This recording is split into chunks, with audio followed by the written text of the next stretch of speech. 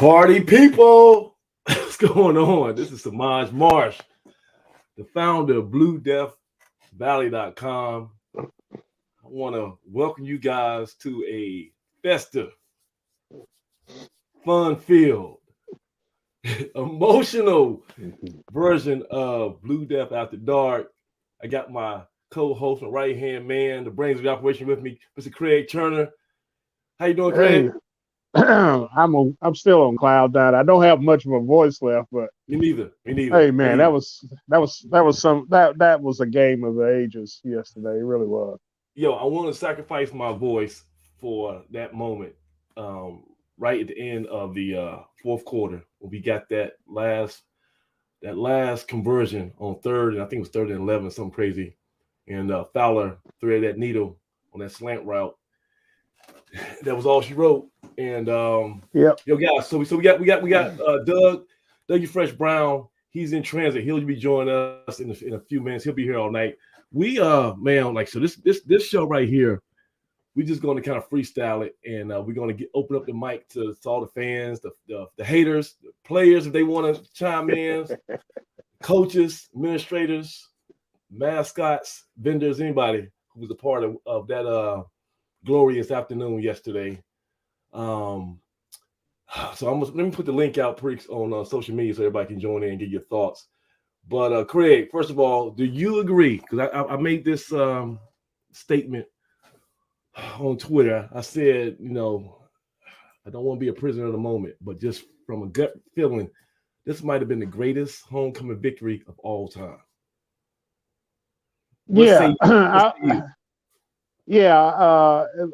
think I said it earlier on Twitter when I was asked that question. I said, it probably surpasses the 1968 homecoming against Morgan State when A&T upset Morgan State 7 sets. Morgan had gone 3.5 years undefeated under Earl Banks, and they were riding a 31-game winning streak when they came into Greensboro for a homecoming back in '68, and A&T beat them 7 sets. But this one yesterday, it was. I don't think I've ever seen an A&T team come from 3 touchdowns back. And look, we were dead in the water. We were down 28 to, I want to say, what was it, 28 to 7 at the end of the first quarter? Yeah. So 28-7 in the first quarter, and they was going down the field like a the German blitzkrieg from World War II. They was just going through us, right? And so we didn't have any answer, and everybody in the stadium, it's kind of like took the wind out of you, because as soon as you got in your seat, Campbell was going down the field, and we had no resistance. I guess it was moving too fast for us to even get off the field. We had so many penalties where there's 12 men on the field and extended drives. We just looked all out of sorts. And 9 times out of 10, when we start that poorly, our guys have a lot of heart, but when we get behind the 8 ball to that degree, it's usually all she wrote. I mean, you saw what happened in North Dakota State, saw what happened a couple times in Duke or whatever, but somehow, some way, down 3 scores, we were able to just kind of hold water, this withstand everything they was throwing at us, and we had a counterpunch. And we kind of limped into the halftime, but something happened in that locker room at a halftime. And I don't know if they just had an out-of-body experience. I don't know if it was, alien inductions, but a different team came out of that Bryant Family Fieldhouse after halftime, and it was a different ball game. Yeah, well, at that point, if you're trailing 28-10, you ain't got no place else to go but up. Right. And right. we made some key adjustments. We made some key adjustments on defense, and we stepped up what we were doing on offense, in that we really we were limited in the number of possessions because they dominated the time of possession in the first half as far as the offense is concerned. Right. We knew we could run the ball on them, but we just did not. We were out of sync in the beginning of that game. I think we started off with 3 procedure penalties right in a row on our first possession in that game, and it was a case of just sucking it up and start playing some football. Those kids held together. Yeah. They didn't panic. I was in the stands and somebody said, well, this game is over. I said, not by a long shot. Because you know what? Because all their points get in the field. Yeah. All their points came early. So it wasn't like it was spread out. Yeah, it was all one big bunch. And so it wasn't like they were still doing it to us in the second quarter. Right. We started to settle down a little bit in the second quarter, especially on defense. And then we made the switch with our linebackers, and where we were placing them inside that zone. We were playing so tight up inside, looking for trying to make sure that Williams did not get to the edge on the RPO. It left a big void in between our deep secondary, and the line of scrimmage, and that's what they were hitting the whole first quarter. Yeah. But I gotta take my hat off to Mentor. They had a great game plan.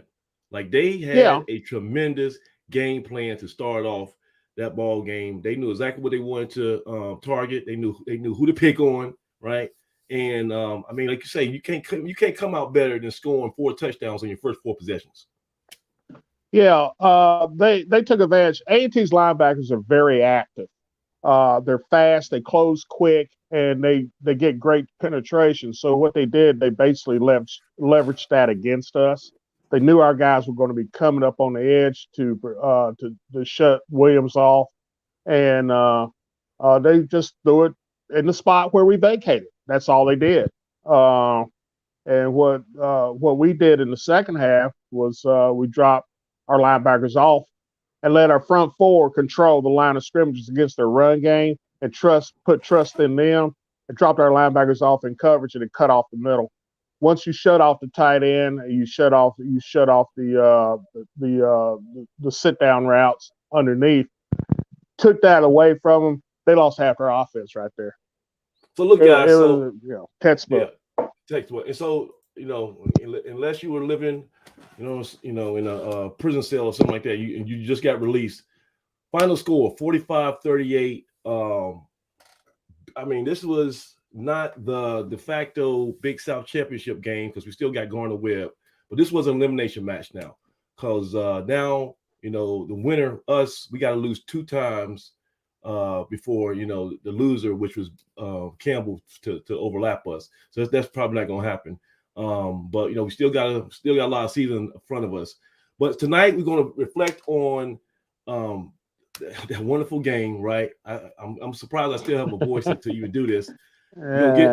Anybody who wants to be on a part of the show, we're gonna open up the show to you. Definitely want to reach out to these former players because I know a lot of people had some comments prior to the game, and we want to see what how their predictions lived up to the actual play on the field. Any coaches? We talked to a bunch of coaches after the game at the tailgate. Man, they were in good spirit, and they might want to chime in a little bit. Administrators, Earl, if you want to come in and break down some marketing stuff. We saw some scoreboard action. We didn't have quite the link to the 1891 club that I was hoping for, but we did have a barcode to a survey. That was pretty cool. So I want to salute the athletic department, whoever was in charge of getting that up and running. I know that probably took a little bit of effort. But let's open up the show first. We're about to have Dougie Fresh coming in shortly. But first up, I think it was Aggie 94. We're gonna get him, and then we see Damien and my man Earthel Hines from Twitter. He's on the show, and we got D. I think it's the first time for D too. So everybody hold tight. We're gonna get 94 in here real quick. Hey, so real quick, hold on a second. 94, what's going on? Hey, Aggie Pride, gentlemen. How we doing today? Doing great. So look, doing great, man. Here's the deal, man. 1995, I was a student at A&T, man, and we went to this wonderful thing. We got on a couple of buses, went up to DC for an event that was known as the Million Man March, right? A life-changing event, man. right? Washington, D.C. And the theme of that event was a Day of Atonement, right? And one of the messages that came out of that event was that before you can ask for forgiveness, you have to admit your sins. You have to admit what you did wrong, right? So for a few select people, this is an opportunity. This is an opportunity. Now, you're not forced to do anything. But here's a suggestion. This is how we're gonna start. We're gonna say, "Hello, my name is blank, and I want to apologize too." Right. So that's just something to throw out there. And so 94, the floor is yours, man. Go ahead. What you want to talk about, bro? This is what they call clickbait. Come on now. It's a night of atonement. It's a night of atonement, man. This is what they call clickbait. Lord. Hello, my name is Aggie 94, and I want to apologize too. Now there you go. Now that's open. Oh boy. Boy, you are a rare form. Hey, this is a safe space. This is a safe space, man. We're all family. One thing I learned about from yesterday was that, man, this Aggie Nation is beautiful. It comes in all shades and forms, and I mean backgrounds, everything. But the one central thing that unifies us is our blood. We all bleed blue and gold, man. And there was so much Aggie pride on display. And man, give me your overview of that game, man. Because did you give up at any point, or were you kind of in it to win it? No, I was in it to win it. Now, admittedly, I mean, when we fell down 28-10, my initial response was, okay, it's more of the same. One word, gentlemen, that's heart. I mean, those guys showed a lot of heart yesterday. They could have folded, but I mean, they got after it. It was a thing of beauty, and I think for me, more than anything else, is that second half we played to our strengths. I mean, we took the ball, and we ran it down their throats. Now, I felt like it was going to be a high-scoring game, and I think I shared that with you guys. But I thought it was going to come down to special teams. But the turning point of that game was Jacob Roberts picking that ball off and taking it back to the house. And from there, everything got going. Like Craig said, once we figured out what Haj Malik was doing, and I got to give it up to that kid. That guy's the real deal. No, for real. I got some video. I've been spending. We was kind of late to get started for this show because I was spending all afternoon going through the highlights and cutting up video. That dude he's a dude, man. And I mean, he lives up to the billing. I can understand why Barnett was even thinking about signing him because geez Louise, the man just makes plays. He has no fear. He's not 6 feet. He's probably about 5'11", but he can throw and run, and he's gonna be a problem for a lot. I don't know what's his classification. I gotta look at the roster, but he's got another year. We got to deal with him for a year. Oh, yeah. Really? Dang. 2 more years. So, yeah, that's gonna be some battles, man. I tell you. But Samaj, I'm gonna meet you halfway though. We saw our quarterback grow up yesterday. Right. Yeah. Go ahead. Now, this is where I want you to go ahead with my name is. What's your name? I forget. You got bad my name is. My name is Aggie 94. And, okay, there you go. And I want to apologize. And I'm going to acknowledge the fact that our quarterback grew up yesterday. He had a moment in the red zone where he's not reading his coverage and could have hung his head down, but he showed me a lot yesterday about just getting back at it. Out of Richmond High School, one of the football powerhouses. This is what we're not gonna do. See, we're not gonna do that, okay? Because I'm gonna break down that interception. All right. So here it is. Okay, because you were doing fine, and then you changed the word apologize for acknowledge, and it doesn't have the same definition. All right. So we want to stick to the script here. So you're saying he had this interception. I looked at this. With a fine-tooth comb yesterday. I don't think it was his fault, right? I think it wasn't. I think Cook had an option route. Hold on, Dougie Fresh, you there? Hey, what's up, guys? You all right, man? You good? Aggie Pride. Yeah. I'm great. Yeah, so I'm breaking down this fallacy that was put out there that it was Fowler's fault on this interception. I don't think so. So look at 18 in the middle of that trips coverage. I think what they're doing is they're running kind of like a little flood, well, a high-low thing where 85 Burkhalter is supposed to take that the outside corner deep, and then your man Cook is supposed to run an out route underneath it, and it's going to be almost kind of like a natural pick because this guy's playing so far off. And I think Cook, if you look at it, I think Cook got it wrong and thought it was an option route, and he ran inside, and Fowler just threw it to where he should have been. It's here in North Carolina.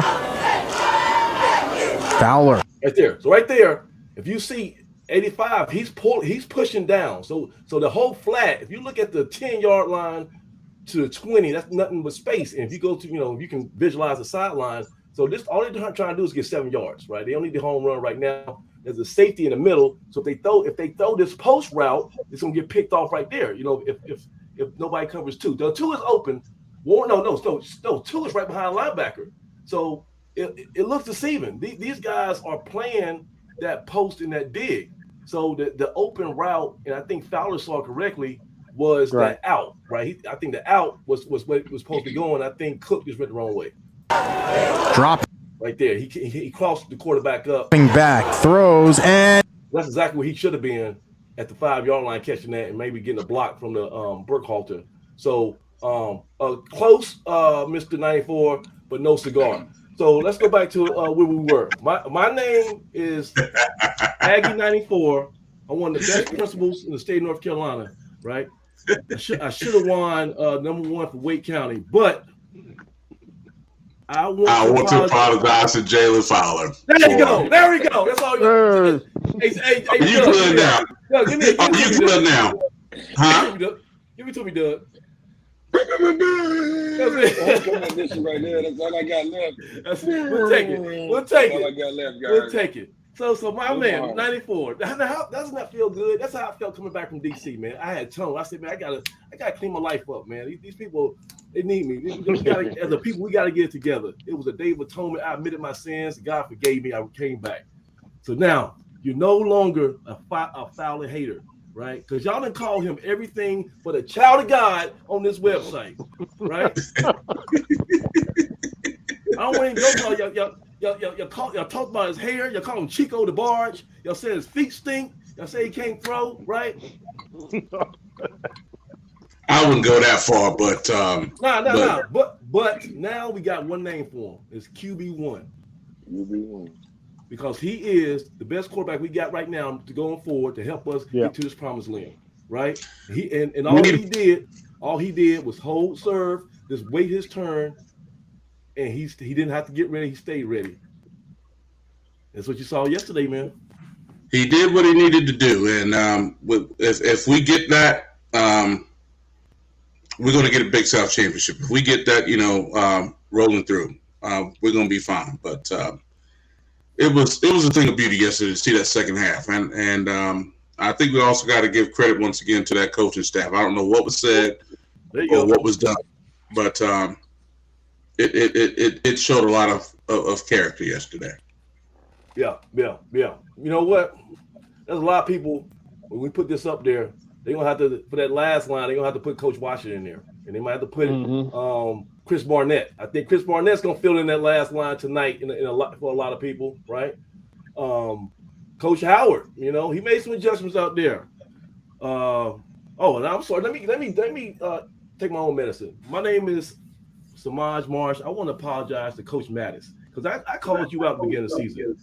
I said that you got an echo 94, I think. Let me see. You check your phone. Yeah. So I said that the offensive line underperformed last year, and that we really need to look ourselves in the mirror and figure out what we're doing. So much miscommunication. We're trying to play too many guys that just don't know where to go.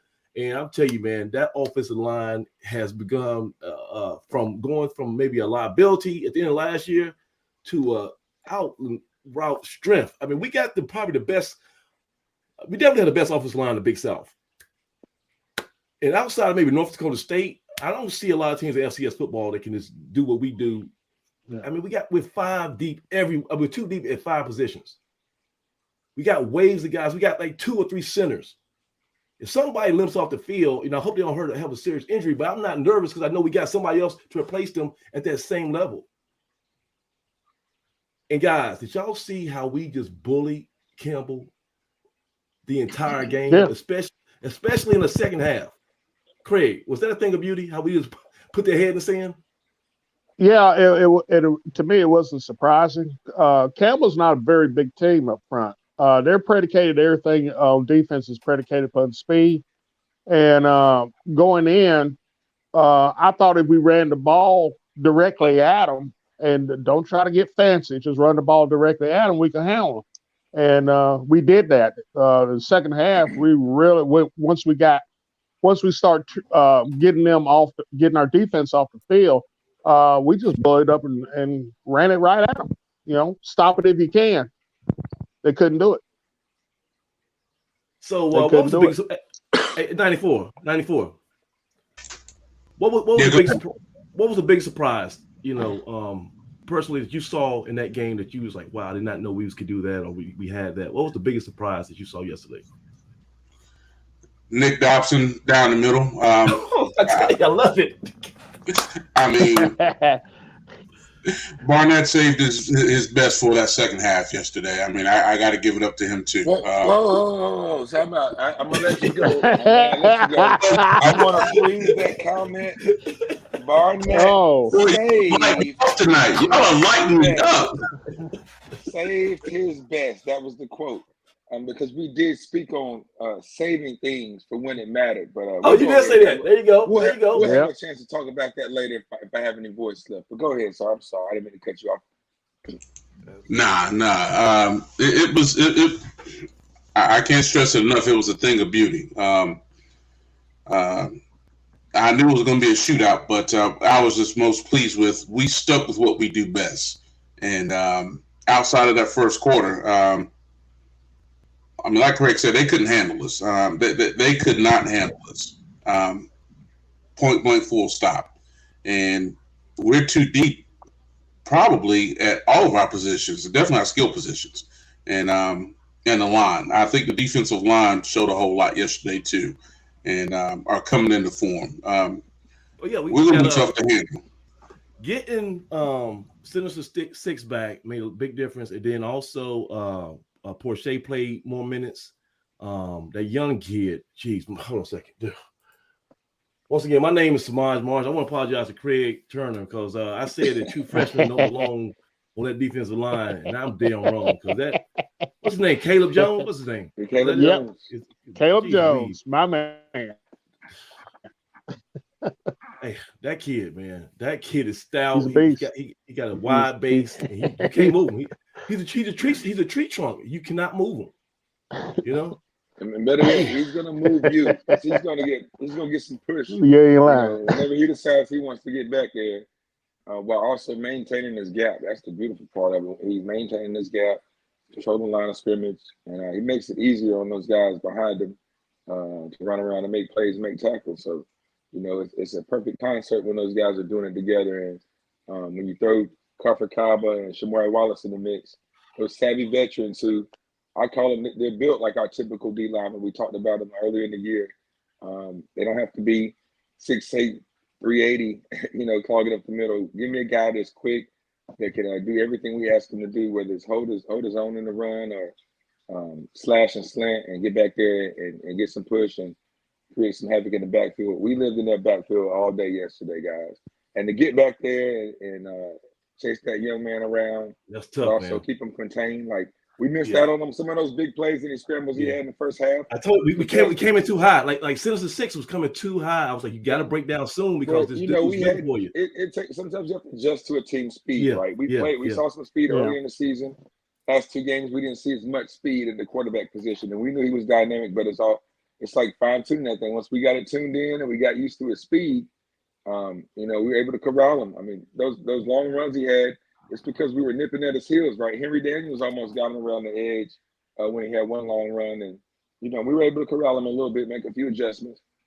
dictate to him what we want him to do from a defensive standpoint. And after that first quarter, which was an anomaly in my opinion, which it's homecoming, you're gonna come out a little flat at times, and that's to be expected. But after we got that out the way and realized, hey, we're in the ball game, guys, they didn't score in the second quarter, right?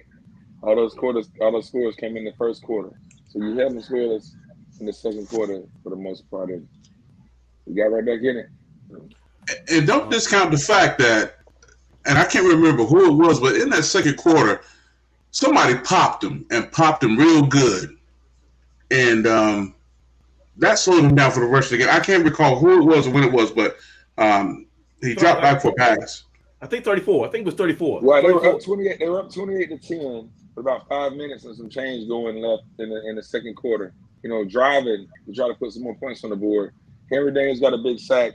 We were able to get the ball back, and although we didn't score, we kept them out of the end zones, kept points off the board, and that kind of kept the game within reach. And so that was his biggest play as any, right? And Henry Daniels is a guy that was supposedly stepping in for Harold, right? But we know he's been getting starter reps all season long. So, he stepped right in and made a play. And Coach spoke about Henry Daniels prior to the game, about him being able to step in and make a play. And we're going to keep on rolling and doing what we do. So hats off to everybody involved on that one, because he stepped right in. All right, 94. So look here. Let's let me let you go. But if you want to stick around, we'll bring you back a little later. But let me get some more people in here. I do want to ask you a couple more questions. So if you ain't got nothing to do, just kind of float around, and then we'll pull you back in a little bit later. But I can do that. Yeah, I appreciate it. Yeah. All right, so that's 94. Hey, Damien, I see you down there. But give me 1 minute. Let me get D1245 in real quick. D, you still there? D1245. I guess she's not. I think that's all right. So if you want to come back in, just let us know. Turn your camera on, and we'll add you to the thing. All right. So Damien, my man. Hey guys, what's up? What's up? Got the coolest I know what's in there, John. Good night. Y'all ain't faking it, are you? So look. Yeah. First thing I'm gonna say salute, because listen, hey, last year's team would have folded. Whew, you know what? I don't want to put that on anybody, but I do think. I don't even know what happened last year. I can't get past yesterday. Yeah. I do want to salute this 2022 team, and we're gonna talk about the players ad nauseum, right? We're gonna go in depth on pretty much every position group. But I want to first off, I was gonna slow down and give some praise to this coaching staff, right? Because when we're down 28-7 or whatever, and that stadium started getting real quiet, if that would have kept on for the rest of the game like it started off, those dudes would need a police escort to leave stadium, right? I mean, they would have to put on the skies to get out of damn Aggie Stadium. There's no folks would have pitchforks and torches and stuff. I sat right there in the middle of them. Right. I sat right there in the middle of them. And they were like, this guy, he better have his bags packed if he lose this game. Oh, yeah, it was done. I mean, it was a wrap. It was a wrap. And listen, these guys, this is not like Craig, this is not like Jimbo Fisher. They ain't making $10 million a year, right? They in the same tax bracket as all of us. They got to worry about paying that cable bill at the end of the month, and the wife is talking about, I need a little bit more money for my nails. Right. So listen, they got the same stress we got, just regular life. And then on top of that, you got this whole fan base, just relentless. Right. And I just want to stop and say, brother, y'all not only saved the season, but that's like a career defining moment right there. Well, what's that little thing you saying down there? Hello, my name is. Oh! I'll bring it back for you. There you go. If you want to use that. Hello, my name is the fans. Yeah. And I want to apologize to the football team for leaving after the band. Oh yeah. Thank you. Thank you. Everybody that left missed that entire comeback. Oh yeah, no. But they'll lie. In 10 years from now, they'll be like, I was there. Like you saw it on ESPN at the end of the game. Really? Yeah. So all 4 of the offensive guys came by my tailgate. And we just talked about it. And I mean, like I told them, the only thing I was frustrated with was like the 7 illegal participation penalties. Like, what was their response? What did they say about that? well, it's not their side of the ball, So, Yeah. and because Coach Mattis was like, I mean, he was so happy, excited. Barnett was just flipping off the roof. I mean, Poole, everybody, because I mean, we ran the ball, we caught the ball, and I want to say the best passing route was that last first down. Whatever scheme he drew up, and that kid caught it across the middle and got that final first down for victory formation. That was the best passing route all day. It was disrespectful for them to line up with no safety in the middle of the ball field. They lined up man coverage. We drew up a great route, something that I hadn't seen us run, since I've been that I could pull off the top of my head. And we ran into a guy that was ready to make a big play. And it was a great route, great call, great route, good throw, great catch, and a game-winning play. But one thing about, I'm gonna let you guys go ahead. But one thing about Coach Washington, and the rest of the coaching staff, even through everything that was going on, those guys never flinched, right? They never wavered. They never wavered, man. I think, Samaj, you asked Coach Washington what he's learned about this team, I guess, after. Still there, bro? Doug froze up on us. Was that these guys won't quit, right? Yeah. He told you these guys will not quit after that Duke game. And, from that point on, we talked about how good we looked as a second half ball club, in the second half of games. And Saturday came around and you saw not a 0 ounce of quit in those guys. And really it got to a point that even when you were behind, there were moments when we were behind and the game was kind of going back and forth. Man, I had no words. I was like, these guys are going to take care of business, especially with 6 minutes on the clock. And us with the football with 6 minutes, man, it might as well have been like 1 minute, right? Because we're going to get a couple first downs. Coach is going to dial up the right play when we got to make a big third down. And it's like stealing. We've seen us make 6, 8, 10-minute drives down the field, first quarter, second quarter, third quarter, fourth, any time of the game. So doing it in the fourth when the game's on the line, man, I'm telling you, that's special.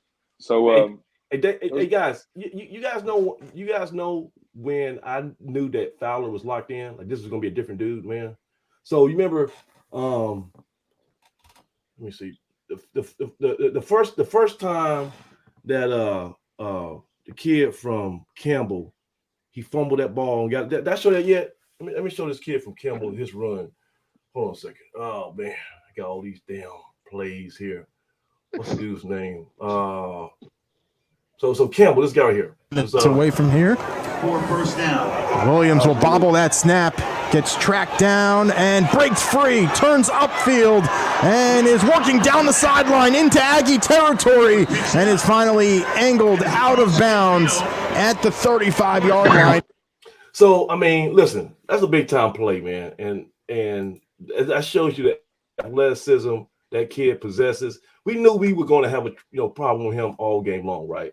And the question was, could Fowler step up and kind of, maybe not cross him out, but just, could he take on a challenge? Because everybody's talking about how dynamic this guy for Campbell is, but what about what we got, right? And so when we had a similar situation, straight games over 100 yards on the ground, and the guy's record who he broke is actually in attendance today, Tariq Cohen. He's pretty good running back himself. Fowler is going to bobble that one and take it himself into Camel territory. That was subtle, right? But before, like last year, if we get a bad snap, that play is going to stop in the backfield. But for Fowler to make a move, get that ball, bring it back, get 6, 7 yards of positive of yardage to extend the drive, that showed me that he was about to be a playmaker. He was going to do above and beyond the Call of Duty. Samaj, I talked to this young man after the Central game. Yeah. He was so heartbroken because he didn't get any PT, right? And and the only thing I told the man, I said, listen, when your opportunity comes, seize it. And thus far, these last 5 games, he has seized the moment. Oh no, it's his. No, And, he's I mean, he's put. it's you know what? Anybody else, they only way they come in unless he gets hurt, Right. or if they draw up a new package for Hooker or Yeager. Other than that, it's Jalen. And I think that's what you want. You want your 5th-year senior, Doug. What we've been talking about. We want the quarterback to be the guy. I'm gonna tell you right now. Right. I'm gonna tell you right now. Fowler still does not have a fiery personality. I saw him after the game. He's still the same old California cool, man. And it's almost like that's what I'm supposed to do. That's what I'm Yeah. supposed to do. You know what I mean? That's how he rolls. That's what I'm supposed to do. Yeah, go I ahead, think Doug. Jalen Fowler shows excitement in his own way, and it's like from the stands, it's tough to see, but when you're down on the sideline, and I had a chance to kind of be closer to the sideline this game and go down there and enjoy some of the festivities. And today we were juiced up. They were juiced up out there yesterday, but I saw Jalen Fowler get excited, do a couple fist bumps to himself, and he said he did the wave home at the end. He said a nice goodbye on the wave home, but. Man, I heard him cheering the guys on, and I heard the guys cheering him on. Yeah, one way to go, one. After he let us hold some of those touchdown drives, and his quiet confidence now and his leadership by example, right? We always talk about. We lost him again. He'll be back. Hey, but you know what's something, Craig? Go ahead, Doug. Damien. Go ahead. I think you lead by example. Oh, okay. Go ahead, Doug. Go ahead, Damien. I think the same shot that they gave Jermaine McDaniel at halftime, they gave it to all of the players on defense and offense. Because, I mean, for me, I want to give Jermaine McDaniel a piece of the game ball, because the way he drug that leg around, whatever's going on with that knee, he didn't quit. He was a fighter, man. You can tell he was hobbled too. Yeah. I mean, I was watching him while he was laying on the table, whatever he was wrong, and they were, twisting it or whatever. It was painful. And, whatever they did, I don't know, at halftime, they gave it to all of them. I mean, all of them. And, I was excited. My first time being in the GHOE like that, because GHOE last year was a little letdown. Yeah, it's kind of pandemic. This year was, it was a whole lot of fun. A whole lot of fun. And you know what, man? One other thing too about emotion, and you talk about Fowler and Craig. I think because like the headless horseman, we gotta get the headless horseman here, because Wilder, we got to talk to you, man. You're a straight shooter, so we want to talk to you. But like Wilder said, Malik Williams, he had penciled this on his calendar that he was looking so into this game to prove to everybody that they made a mistake by not getting them. And I think he came out with so much emotion, and his team kind of rallied around him that they almost kind of, once we made that comeback, it seemed like they hit a wall and they couldn't sustain it. And then when you juxtapose that with somebody like Fowler, who's just even keeled the whole time, right? He's not like he's just, I mean, to his credit, that's him. He's a steady Eddie. Well, I mean, it almost seemed like that kid Williams. Yes, he's good or whatever. Do a threat. Yeah. It almost seemed like he had so much emotion tied to this game that he psyched himself out. And I think they hit a wall emotionally. I think they hit a wall in that third, fourth quarter. Yeah, and it was I don't know, because first quarter I seen him play, but I didn't really see him play the rest of the game, because they were on that ass like white on rice. Yeah. So I mean, we get with the big plays. They had a ton of yards, offensively. I give them credit for that. And that's kind of what they do. But we know who they were. We knew what they wanted to do. Other than giving up some big plays, we pretty much had you where we wanted you. We had them in the pocket, had them scrambling. They weren't on schedule. When they were on schedule, they had some success. But even on some of those big plays, we got out of position or slipped, and something had to happen for them to kind of make their way to the end zone. But guys, anytime they had to drive, it was like anybody else. You were going to have a tough time scoring on us and sustaining the drive. So I think we were, the better football team. And I think we matched up well in some areas against them, and we kind of controlled them. So we let them do what we wanted them to do. And that's kind of how you want to set it up. Well, I think Campbell, going back to what you were saying a minute earlier, you were talking about them hitting the wall. Yeah. The type of offense that they run with that hurry up at warp speed is more than just a two. Yeah, it worked. It worked at the beginning of the game, but once that game tightened up, it worked to their disadvantage, I thought. Because what they were doing then was they went in with a very basic game plan.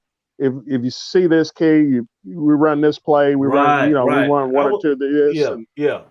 And what happened once we took away the underneath that they were bread and buttering us with the whole first half. Once they took that away, it threw them off. It threw them out of sync offensively because a lot of their blocking assignments were missed. Their receivers were getting confused because they're being rushed out there, and then they weren't exactly sure how to deal with that because they hadn't planned on us switching coverages the way we did, and then we started floating coverages, different looks to them that really forced him not to get the quick release off and forced him to move out of the pocket or move around in the pocket to try to find an opening, and he was nowhere near effective in the second half as throwing the football as he was in the first half. Guys, look, this what changed the game. Much help there in the first half. Williams, hope. Right there. And Craig, like you said, when you play that breakneck speed, right, and you already kind of have a built-in system. It's not like you're getting a play from the sideline. Really, you don't have time because everybody's just lined up and they're going.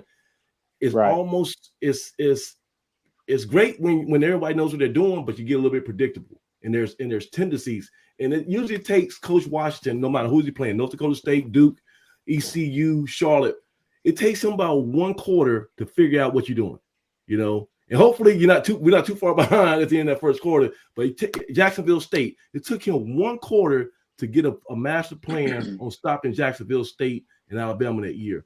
It took him one quarter to figure out Campbell. Now, it took 28 points before we figured it out, but we finally saw something, and we started making some changes, and we came out the second half, and you can't tell me that they didn't tell Roberts they're going to do this.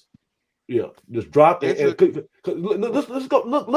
Look exactly at Roberts. As soon as the ball snapped, right? He's inside linebacker. As soon as the ball snapped, he's running breakneck right to the 4-yard line. They hadn't needed much help there in the first half. Right there. He's gone. He already knows I got to get outside. Exactly. I got to get into the flats. Right there. I'm telling you what happened there is Jacob and Coach Washington seen some type of signal that this guy is giving because all game long our DBs play 10 yards off. And this guy throwing to his right, he's probably signaling something to that receiver to run that out or that dig or whatever he's going to run. And Jacob knew what the signal was. That's why he straight vacated to that point. And see, because look at it. He's not looking at the running back. He don't care about anything else. He says, I know what it is, and I just got to bust my butt and get there. Williams opens up and throws. That one is intercepted by Roberts, and he is into the end zone. A pick six for North Carolina A&T. There's the adjustment. Campbell coming out, North Carolina A&T. Here you see on the replay. Jacob Roberts just gets into the passing lane, and that play was there all first half for Campbell, and the adjustment was made at halftime. Fantastic individual effort there by Jacob Roberts, and he gets into the end zone. So Doug, that accomplishes two things. Number one, you see the sideline, right? Right. You see the sideline. And this came right after I think a long tooting run. So we we get on the board, right? I think in 2 plays we get on the board, and we get back to what it was. So it's 28-17 at that point. 28. I think we missed the extra point. 28-16. Yeah. So it's 28-16. Then the very next play, we intercept, do the pick six. So it galvanizes our sideline, and it puts the fear of God into their sideline, because they're like, oh shoot. And now Mr. Confident, Mr. I'm about to show y'all should have given me a scholarship. Now he doesn't have that quick trigger no more, because his last pass was a pick six. So he's holding on, and he's making sure that dude is super wide open. So that quick game is nullified, right? Exactly. That was the turning point. And that's what you want your best player on defense to do. That's why where we at with my deal? Hold on. I got it. Hold on. My name is Samaj Marsh, and I do not want to apologize for calling out Jacob Roberts a couple weeks ago for his discipline. I wanted to call you, and I wanted to challenge you to step up and be the leader you are, and you did. Okay, you answered the bell, and that was a when he gets into the A&T Hall of Fame in a couple of years, Doug. It's the Jacob Roberts style play right there. That's the same Jacob Roberts we saw at the Celebration Bowl. Celebration Bowl. It's the FCS All-American Jacob Roberts. Same defense. Kick after kick. Yes. It's about putting him in the right position, but it's also about him being a playmaker. And sometimes you can't coach that. You can put him in a position, but making a one-hand interception and taking it down the field to spark the greatest comeback on homecoming on earth. The greatest homecoming on earth comeback, was awesome. So kudos to Mr. Roberts. I saw him down. I hope he doesn't mind me saying this, but I saw him down at Fan Fest today, and he's a first-class kid, man. He's carrying himself just in such a great manner. He's down there just amongst the people, and I appreciate him coming out. I told him that's how you do it. That's how you do homecoming, man. You make plays, take care of the ball game, and then you get out and enjoy some of the festivities amongst the people and the rest of the Aggies. I said those are the memories you'll have when the football's said and done. So, hey, look, Jacob Roberts has a clothing line, right? So all you guys who got some money left over from GHOE that you didn't spend all on liquor, go ahead and go to his website and buy him some merch. That's the best way we can give him a $500 handshake like the SEC schools do. Go ahead and buy some money, some shirts from him, and give him some NIL money, because he deserves it, right? That if one person's supposed to get paid for yesterday, it's him. That was a major play. Well, right? he got Bojangles going on, and he got Bojangles. So, Jacob's doing well though, man. He was down there styling today, man. He was down there styling him and some of the other guys, man. Down there enjoying themselves. So they earned it. They earned it for sure. All right, then give me one last thought, man. Give me one last. How you sum up yesterday? How would I? Yeah, how would you sum up the whole experience? I think I'm yesterday, man. I just gotta say that I watched the entire season last year, and honestly, the first quarter when we were down, I really didn't know. I was in disbelief in the first quarter. But my son being on the team, I ain't leaving till it's over. And only thing I want to know is, do we not feel confident in man pressing with our DBs? Okay, so I'm about to talk about that in depth, but I'm glad you brought that up. That's a great segue. We're gonna talk about that right after this. But hey, okay. Damien, first of all, thank you so much for supporting the show. Thank you so much for being a great dad, right? Trying, man. Trying my best. Because your son is awesome. He is another headless horseman. He don't mind making plays without his lid. He gonna do whatever it takes for the football team. We know this has the heart of a champion. So I'm glad those guys got some good success. It's hard when you're a player and then you everybody comes in for homecoming, it's a big game, and how it was last year. But man, it's always Damien, good to see him after a win. You know what I mean? It's always good to see him after a win. I mean, I want to say Damien and maybe 10 other football players come to my tailgate afterwards because I always cook enough food. Right. And so it's always to see all of them after a win. Even the ones that don't get to play. It's just Speaking of seeing kids at the tailgate, I was calling Eli Brickhammer the people's champ, but I had no idea. Listen, I had no idea what type of presence this kid has. Yeah. When he walks, listen, when he walks through the crowd, man, it's like Jay-Z. Everybody's turning around like, yo, is that? I mean, he has that type of star quality. It's gonna be next year when he's healthy, and him and Jaeger fighting for that starting quarterback. It's gonna be a movie, man, because that kid is a bona fide star. He's not even playing right now, but just people have that it factor. Well, he was moving around the tents and everywhere. I was like, is that because I saw Rasheed Wallace and saw some other celebrities. I was trying to find who's everybody clamoring for now. And that's them Eli Brickhammer, the true freshman quarterback who's not even playing. So yeah, he came over. He came over to my tailgate prior to the game and got something to eat. And he had great spirits about his injury, and it was like, it is what it is. I'll be back, and that I'm just gonna take my time. I'm done for the year, but I'll be back. All right, Damon. So appreciate. Hey, I'll see y'all next Saturday for real. Yes, all day. Well, me and Doug gonna have a hard time next Saturday. I don't know about you, Doug, but man, you know what next Saturday is, right? What is anniversary time? Anniversary time. That's that 2020. Yeah, but if we messed that Who up, gets married during football season?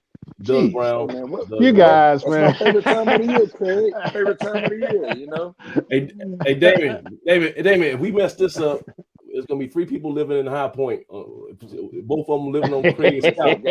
Come on. There won't be no more Blue Death. Won't be no more Blue Death, huh? Blue Death Valley is gonna move from the north side of Greensboro to High Point, North Carolina, because I ain't gonna have a home. Well, I have a whole I have a whole new batch of jaws for y'all next week, and I'll salute those out there at the tailgate for you. We'll be celebrating. I tell you what, my grandmother, rest in peace, Miss Frances Brown, when I was deciding on the colleges where to go to school, she told me she would support me, and she loved me and wanted me to go where I wanted to go. But on Saturdays, she goes to A&T, and she'll be in Aggie Stadium, especially on homecoming. So it's the same thing with our anniversary. We got married during football season. We didn't have a game that particular weekend, so the weekend fit during that year.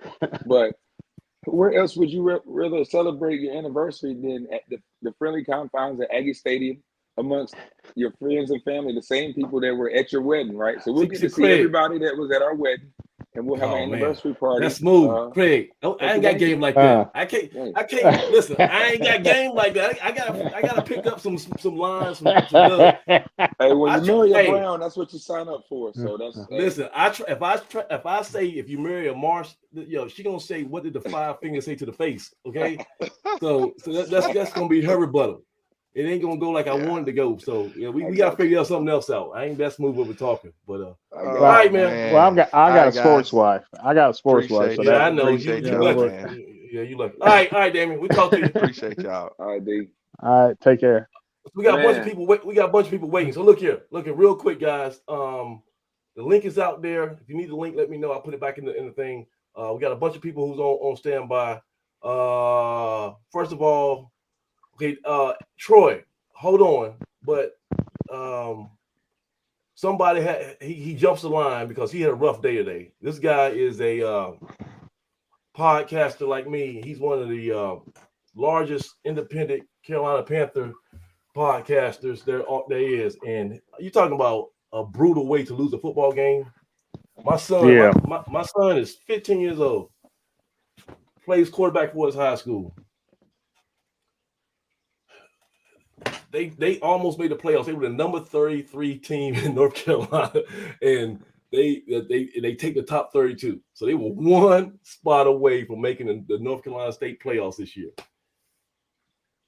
He was more disappointed about the Panthers game than his own school not making playoffs. That's how bad today was. Let me bring Yo, Dave, what's going on, man? Bro, what if I told you I haven't watched the whole game yet? Because I was flying home. You don't want to. No, I gotta watch it. I got we're not doing the show tomorrow. We're moving it to Tuesday because it's Halloween. Me and Rashad have kids. We gotta do this trick or treat thing tomorrow. So we're gonna do the show Tuesday this week. It's painful. But you know, I hopped in. I hopped in at the end, and I heard DJ Moore drop. I hopped into my buddy's stream, and I heard DJ Moore drop the ball, and then I said, "Oh God, this is terrible." Then I guess he made it up. You made up for it, but then y'all gonna have to go on the waiver wire tomorrow because y'all cannot bring that kicker back. Not tomorrow. Tonight. Yeah. Like you say, you almost have to say, I want you to fly with you. You're gonna sit up front with the coaches because I can't trust that your teammates might not beat the hell out of you on the whole flight back. I just don't know how you have that kid on the plane flying back to Charlotte after what happened today. The kicker, because that was rough, man. All I'm gonna say is this: every single time a kicker costs us a game, I'm reminded that we let Harrison Butker go after we drafted him. Oh man, I didn't realize that. Every single time we lose a game because of a kicker, I'm reminded that we drafted Harrison Butker and we wanted to keep Graham Gano, and they try to be slick and keep both kickers. They couldn't trade one of them, so they just released Butker, and the Chiefs picked him up immediately. All right, so let's talk about so let's talk about Ante, because you're gonna have a whole week of misery with your Panthers. So let's talk about something good. Listen. Kidding, man. 28-7. Then I think we kicked the field goal, so it was 28-10 to end the first quarter. Folks didn't really leave in mass at that moment because everybody was waiting for halftime. All the casual fans were still waiting to see what happened at halftime. So it was still a packed house, but people were checked out emotionally. It was like, okay, same thing as last year. We're gonna lose to, we lost to Monmouth. We're gonna lose to Campbell. We're not ready for prime time. And I think everybody was just starting to almost just tweet out who they wanted fired first. Was it Barnett and Washington? Just Barnett. I mean, it was going to get bad before the end of the final whistle if things stay on that same trajectory. I have a confession. Oh! There you go. What? No, I ain't got to apologize. Okay. I don't think I got to apologize. If you think it's worthy of apology, okay. Well, I'll keep it there. My confession. We'll figure this out. Just in case. Yeah, just in case. Go ahead. When I tailgate, I leave at halftime, regardless of the score. That's what I do. Okay. I leave at halftime. So I'm tailgating this year, so I left at halftime. I was keeping an eye on the score wherever I was at back at the tailgate. Did you leave after halftime? Did you leave after? I leave show? After the band's over. I go back because I got to deal with a bunch of other stuff at the tailgate. So that's what I typically do when I tailgate. So you did see Chloe Bailey, right? You saw Chloe. Yeah. Okay, now gentlemen. We got, I got to kind of speak in code here. My wife, she never watches the show. Never, right? No, my wife never watches the show. We in the room, I try to turn it on YouTube and say, hey, can I watch my old show? I get about 5 minutes in, she turn that crap off, it's boring, right? But there's a chance that she might get bored and go through it. So I can't say what I want to say. But hey, goodness gracious. Be careful. Listen, be careful. Listen. Doug, I don't know if that's ask me. Don't ask me. Hey, Dave, I don't know if that's real. You know how they have everything plastic and people going to Brazil and stuff. Well, listen. I was on a business sideline in the nosebleeds, and it was visible. So, geez Louise, that was incredible. So I don't know what Chloe Bailey's what she sings. But damn, if I went to Google and did search on the photo gallery, I can tell you that. But I digress. You should go ahead. So after halftime, my father told me something a very long time ago. Yeah, he said, "There's nothing wrong looking." Well, my name is Samad Marshall. I do not need to apologize for Google photos. So no, there's nothing wrong looking. Nothing wrong with that. Okay, so go ahead. So after halftime, what happened? For you. After you left at halftime. I was mad I decided to tailgate this year. Yeah. Because I missed the pick six. I missed the comeback. I was so mad. I was so mad. I was like, yo, I'm sitting here tailgating when I should be back in there. So were you watching on your phone? Like, how, were you following the action? I couldn't. At least? No, I could only get like score updates because the reception was so bad. Because at that point, there's so many people. Many people. At so the antenna. Yeah. Oh man. Dude. Like I didn't get reception back until I got back to the hotel. So look here. Yeah. So you found out we came back and won, and what was your immediate reaction to the news that we pulled off the most incredible homecoming in the incredible comeback in homecoming history? What was your immediate reaction? I started thinking about how I'm gonna be a Campbell fan when they play Gardner Webb in 2 weeks. Yep. you look at the long game, huh? You look long term. I got you. Oh yeah. Mm-hmm. But for me, I was excited because I think for Fowler, this is like a phenomenal comeback story because folks wanted his head. Folks wanted his head after how everything went, but nobody started thinking about who they were playing. But everybody wanted Coach Washington's head after the Central game. That's right. But I always say there's 3 games you can't lose as a head coach. You can't lose the Central game. You can't lose against South Carolina State, and you can't lose homecoming. So we're two for and 3. He won 2 out of the 3. So and this one here's big. I'll trade Central for this. I don't give a damn. I'll trade. Absolutely. We're gonna lose 2 out of 3. I'll take Central. I prefer probably South Carolina State, but I'll take Central, and because this really, man. Like the fact that we pulled it out. The fact that we pulled it out. That does a lot, right? Like we got a chance to be the first HBCU to ever win the Big South, first and only. Okay, there you go. So for me, because Hampton was over there for 4 years, didn't do nothing, getting destroyed. You know what I'm saying? So like to say that we're the first and only HBCU to win that conference would be a big deal to me. Would be a big deal to the school too. Dave, Craig, you guys as historians, tell me. This maybe the greatest. I don't say we get caught up in the moment. Outside of Celebration Bowls, this probably was Coach Broadway's biggest win. I'm gonna tell you why. Even bigger than EC. I mean, Coach Washington. Yeah, see, that was a Freudian slip. Because the ECU and the ECU and the Jacksonville State wins came immediately after Coach Broadway retired. So a lot of that people saying he just riding the coattails of the predecessor. But he still got to coach the team. But still, I know, and I'm just saying that's what those wins set the bar. I think those wins set the bar to say this is the expectation for you, Coach. This is what we expect, nothing less. I think if he came out and doesn't win those games but played well, maybe we don't have the same expectations that we do for Coach Washington. Right. But those expectations started sky high, and we kept them sky high. And we pretty much haven't accepted anything less. But like you said, I think this one is the sweetest of them all. I mean, East Carolina put us on the map, and really, I don't think we can, bring me my money. You can't get that back in terms of publicity and things like that. Did a lot for his brand. I had to bring it out of retirement. There it is. I used to be afraid to wear this in the grocery store. People was gonna start laughing at me, but now I can wear it loud and proud, man.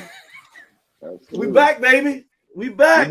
We never left, guys. Bringing my money is going to always be there. Man. Hello, my name is Samaj Marsh, and I would like to apologize for not exhibiting more patience with the Aggie coaching staff and not and my frustration with them not throwing the ball to Nick Dobson, because Coach told you and D Brown told you, be patient. We're going to pull that card when we need to pull that card, right? And what happened? We did the tight end screen, tight end throwback. Right on time, Coach pressing them buttons, reaching in that bag right when he needed to. And the whole time I'm like, shh, stop talking about our secret weapons. We're going to need that secret weapon at the right time. And what do you know? There goes your guy. And I knew you were happy when you saw the play call, but the kid had a couple big plays. Hold on. Let me pull that one up. That was really well executed. So let's see. It's the I think it was the second drive of the second. was the second touchdown drive with second. Hey, I want to be in that club as well, and would not surprise me at all. He was a high. Ain't it? What was this? This was after their drive. I think they went down and scored, right? And we needed to answer. And it was the first play of that drive, I believe. And it was a play we haven't ran much. And I'm pretty sure they thought they knew what we were going to do, but we threw that thing back. Had a great convoy of offensive linemen escorting them down the field and just put us in great scoring position. And after that, man, I mean, it just was in that rhythm of calling plays where we were kind of in the zone and dominating those guys. This was the final drive.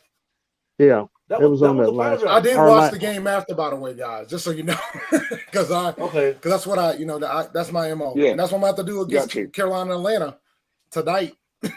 So I see how ugly was it? How bad was the loss from when I watch it as a whole? All right. So before you watch the Panthers, here was the final A&T. Fowler's. So we had we went up 45-38, and then we stopped them. Actually, I want to do this in order. I want to do this in order. Okay, hold on. So bear with me, people. Okay, so we good. So it's 30. What is it? It's we go should up be 38 40, all. and then we score. Right? We score. Let me see. So let me see. I'm gonna get it right. Final drive. So it's 31 all. Right? Yeah. And then. Right.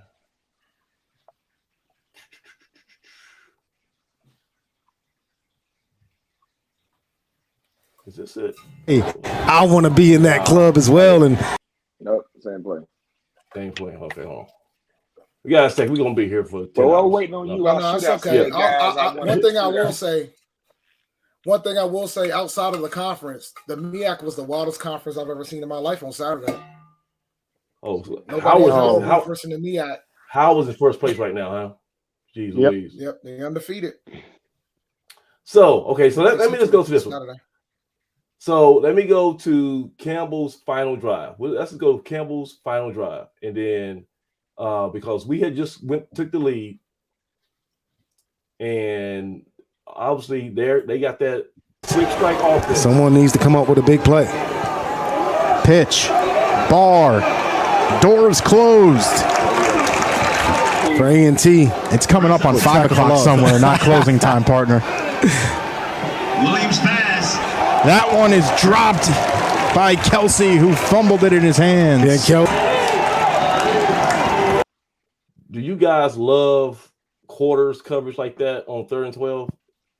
Because I don't. It has been efficient for us. No. Oh, Doug, come on now. Listen. You guys used to complain when we dropped, so we're at the sticks, right? This is not an issue with our coverage or the scheme. That's their best tight end, their number one guy. He slid into the middle of the ball field, which I tell you, the middle is always open. I'd rather this takes away the chance for us getting handsy and getting a pass interference call. We're saying we can make a play on the ball at the point of contact passive, and man. break it That's up. so passive, Doug. Man, Look, we got 24 on this side. Listen, we got when one on the other side. I'm talking about when I've seen us be successful with the coverage. And sometimes it's about your kids, your Joes, and the guys you have on the field, your Jimmys and Joes, right? This scheme fits our personnel and what we like to do on long passing downs. Last year, on long passing downs, when they needed a pass play, we may be in coverage, and we got a lot of pass interference calls on us, right? We're better than we are last year. We're better than last year. You can't have it both ways. Do you want a pass interference call, or do you want us being competitive on the catch? Like, even on our goal line catch, guys, when they scored on us on the goal line against Avarion Cole, he has great coverage. He's draped all over the guy, right? Great coverage. Sometimes a good throw and a good catch will beat you. All right? I know it sounds bad to say, hey, we gave something up, but generally we got off the field later in the drive when we need to get off the field. Like, that's playing defense. Sometimes the offense is going to catch the ball. I know we don't want any offense to ever catch a ball on us. That's how we feel as fans. All right. But we got 5 guys in the middle of the ball field at the sticks. How many times are we fussing that we don't have guys at the sticks where the other team's trying to go? So roll the play. key third down play here. Williams unload. I don't know who Cole is going. Avarion Cole took a step right. That's the guy he's got to carry. That's the guy he's carrying to the next guy, right? The guy went right behind him. He lost him in space. But we're there. Yeah. Okay. I mean, We're that's there. soft, man. It's like you're declawing the lion. You're taking the lion and you're taking his claws out. What do you want us to play on 3rd and 12? What do you want to do? Press coverage? No, but I do want you to be more than if it's only 3rd and 12. I don't want you to be 10 yards off the ball. I don't want you to play to the sticks flat. We used to play behind the sticks, so we would play at 10 and drop to 12. At 12 and drop to 15. At least we're in front of the sticks now. We're in position to make the play, guys. I'm telling you. All right, so I guess 3 more years would be right. We need to be at. So based on that, look how far we've come since the beginning of the year, right? This is still a guy. This is a guy playing his first year of football. Avarion Cole is just now getting. He's a redshirt freshman. I don't blame Cole. I don't blame Howard. I'll tell you what I blame later. But hold on. Let's complete to Julian Hill. Go ahead, Craig. As much as A&T fans complain about the secondary, you do realize that A&T leads the Big South in interceptions. Yep. All right, there you go, yep. Craig. And they're like one of the best. They got one of the best pass defenses in the FCS. Yeah. I got to go back and check the rankings. Probably got better after this game too, but they're number one in pass defense efficiency. They're tops in interceptions. They're 3rd overall as far as total yards allowed. So, Craig, like it or not, it's extremely effective. It's extremely effective for what we do, and it's been effective all season long. It's no need. It may not seem like it. People for some reason think that pass defense should be like rushing defense. It ain't the same, folks. It just ain't the same. Well, I think for me, I'm gonna rebuttal just a tad as somebody that does the NFL stuff, the NFL podcast. Yeah. The numbers can be awesome, and they are for A&T, but I think the big thing, the big stat that we got to look at is 3rd down efficiency. How often do you get these guys off the field on 3rd down? Because that's the stat that matters more than anything else. How often we get the ball back to the offense. Well, I argue that efficiency was skewed in the Central game that everybody gets up and fussing about because Central had so many 3rd and shorts, right? It's 2nd down is what killed us in the Central game, but you're absolutely right. You got to find a way to get off the field. Regardless if it's 3rd and 1, 3rd and 20, you got to get off the field. And there were times when we had them in 3rd and substitution penalties killed us, right? So sometimes it's in space. It's when you get them off the field. You can be bad on 3rd down all game, but if you get them off, you get a game-winning pick on 3rd down, I'm throwing all that out the window. So, Mr. Marsh, before when we were playing bad in the secondary, I take it back. When Henry Daniels and Jacob, when McDaniel and Daniels and all the guys are getting pressure up front, making sacks, and we're looking good in the secondary, you give those guys credit for the good secondary play. So I want you to give up. Where's the sack? Where's the pressure on that play, Samaj? That's what you're supposed to be saying. Where are the guys coming off the edge putting pressure on them? You're only putting three on the line. What are we talking about? They double teaming the ends. They were double teaming Dale Johnson. He got pressure. See, I want you to be fair to those guys in the back end, and not just be on the guys in the front. All right, you give the D-line all the credit. Give those guys some credit on the back end. It's the hardest position to play on the defense. All right, Troy, hold tight. We're about to bring you in a second. Hold on 1 second. I'll keep the drive alive. Williams, play action towards the boundary. Fitzgerald breaks through. Gotta make that tackle, 9. You gotta make that. I think coach is telling him that. Through the first tackle. Yeah. He's doing the same thing I was saying. You gotta make that tackle. Yeah. That's coaching. Everybody says Coach Washington is over there. He's not into it. Them guys are coaching. And to Center's credit, he made that play 3 out of 4 times throughout the ball game. Right? He made a solid tackle. He got thrown in the mix right now because Amir went down. Amir McNeil went down. And Sumter actually came in. And I want everybody to do this before we go saying that we don't play press coverage. Go back and watch the game from the start and look how many times Coach Wash came out, switched it up, and we're playing press coverage. Not only with our big one out there, we're playing press coverage with Sumter, a big physical corner. So go back before anybody else says we don't play any type of coverage. All we do is play off XYZ. Go back and watch the entire game on defense, and I promise you, you'll see us mixing it up. Like Craig said, we got after it. Knocked out of bounds. Sam Washington not happy with that tackling form. That tackle for a minimum game. Right now. We're pressing right now. We're up front right now on this bottom side. So don't give me that. We're up front right now, put some pressure on them guys. It's 2nd and 6. You know what? Okay. We normally, most of the times we're going to press, it always is boundary side. For some reason, we like to play way off on the field side. And Doug, you talked about the crown. That's the hard throw to make. That's a longer throw, right? They give that corner a chance. You saw Prunty jump that route again. So why are we playing so far off if that's a hard throw to make? Why don't you?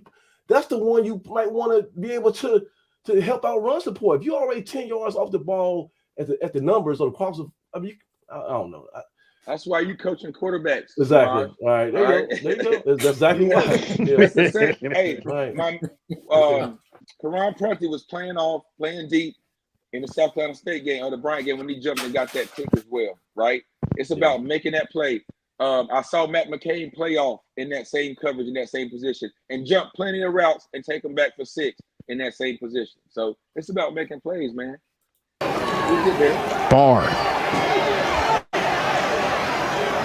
And he's brought down right around the first down marker. It will be good for another first down. Now look, 7 minutes left. They just got first down. They're down by 7. They score quick. You know, they're very dynamic. This is when Blue Death, I think, this figures something out, and they say, we gotta just tighten up, be a little more aggressive. Now let's spotlight a guy. I got a guy I want to spotlight on this play, and also he's on my list of guys I want to highlight along with AJ Dupree, who played an outstanding game. He's a young kid who started to get in and get some more reps later when Coach talked about developing guys and continuing the stat success and really creating some depth that we didn't have at the beginning of the year. Kudos to the coaching staff. Nobody thinks about continuing to add depth and layer depth later in the year. But right here, defensive end, you have 44, Sammy Fury, right? He's a linebacker. Ooh, good catch. And good Sam catch. has not played a lot for us, right? He's highly talented. And I had to go back to check to make sure that was him because he looks like he's about 6'2", 6'3" out there instead of 6'1" and some change. But he's a thumper. As far as I know, that's still him out there. But 44 comes in the game. And early in the game, you got the big tackle over there, the big Eclipse, I call him, 6'7", 6'8", 380 for Campbell. Oh, that's big dude. And he's the reason why they can't play up pace the whole entire time, right? He can only give you 3 drives of that up pace, and then they have to slow down for him. Yeah, he's winded. They do it as he's winded. He likes to go north and south. You know, they tried to pull him a couple times. They put him at the beginning of this drive, and he didn't get hands on nobody. He's out there playing patty cake and Miss Mary Mack, right? He didn't hit nobody. 75? You talking about 75? Oh, yeah, the beginning of this drive, he out there playing Miss Mary Mack. He came pulling, and he didn't give me nobody left tackle. So, you know, he's having to deal with guys. Right now, he's dealing with a guy that's fresh legs, IGM Academy. You know, he hasn't seen this kid, but he holds his own, right? He gets in there, and he holds his leverage.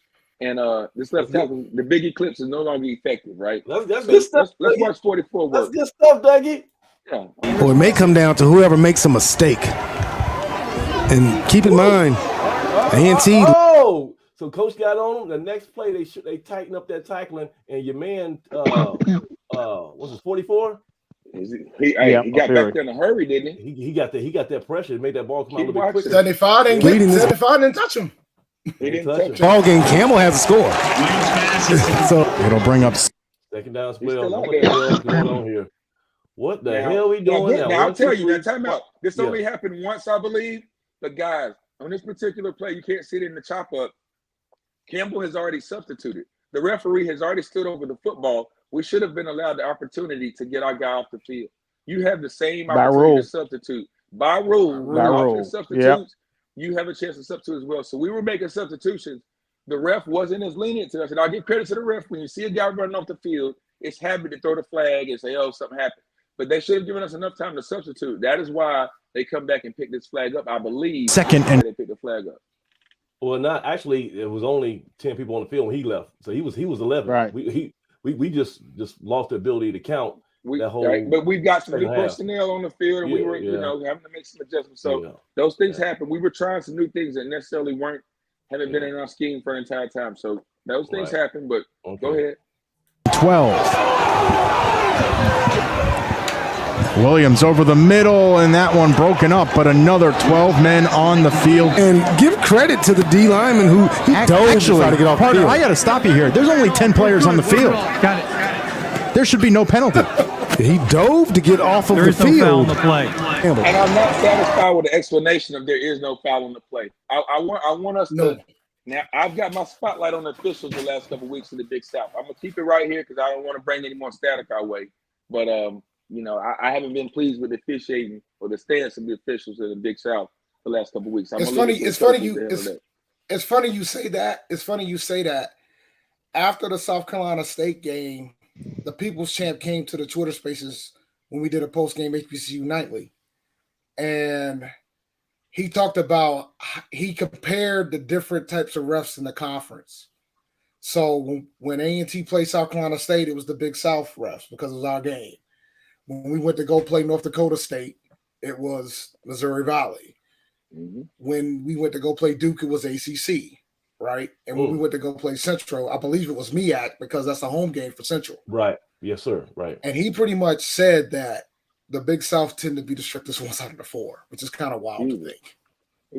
And I just think I'm not saying anything, that's kind of rough, but we are on our way out of the conference. We are kind of the oddball of the conference at the moment. Black the sheep. Second half of Robert Morris looked different from a officiating standpoint. The way that game was called the second half, it looked different. There were some calls this game, a targeting call that the back judge threw from the right 30. The play took place on the 30 on the other side of the field. And he throws a flag from where I'm standing a good 40 yards to the other side of the field. I'm like, dude, no, you're the ref that's most furthest away from anybody on the field. And you saw a targeting call that they had to erase, right? That tells me it wasn't a good call if they're having to erase it and you're throwing it from back here. So just little stuff like that. But there's plenty of stuff I like to complain about. You all hear the good side of me on game day. You get the negative side of me if you're official. All right, so it's 3rd and 12. You know, this is a big one. This is a big one. We at midfield. Look at 44 down there and looking good down there, looking like a young Daryl Johnson. So now we actually are pressing on the boundary, playing something, and then even 24 is looks like he's man up on this tight end or swerving the slot. We're doing something a little different, huh? We still about 15 yards back on down the field that side. Ain't no 15 yards. That ain't no good. 15 yards. That's 10 yards. 3rd and so we didn't learn our lesson from last play. Let's see what happens. I don't know anybody in the country that plays like this. And we backing up. God, folks, I tell you, I'm about to have a conversation with Sam. Keep watching. Williams dropping back. Looking. He'll tuck it, runs, and it's a big time tackle by Cole. Hey, Doug, that's a big time tackle.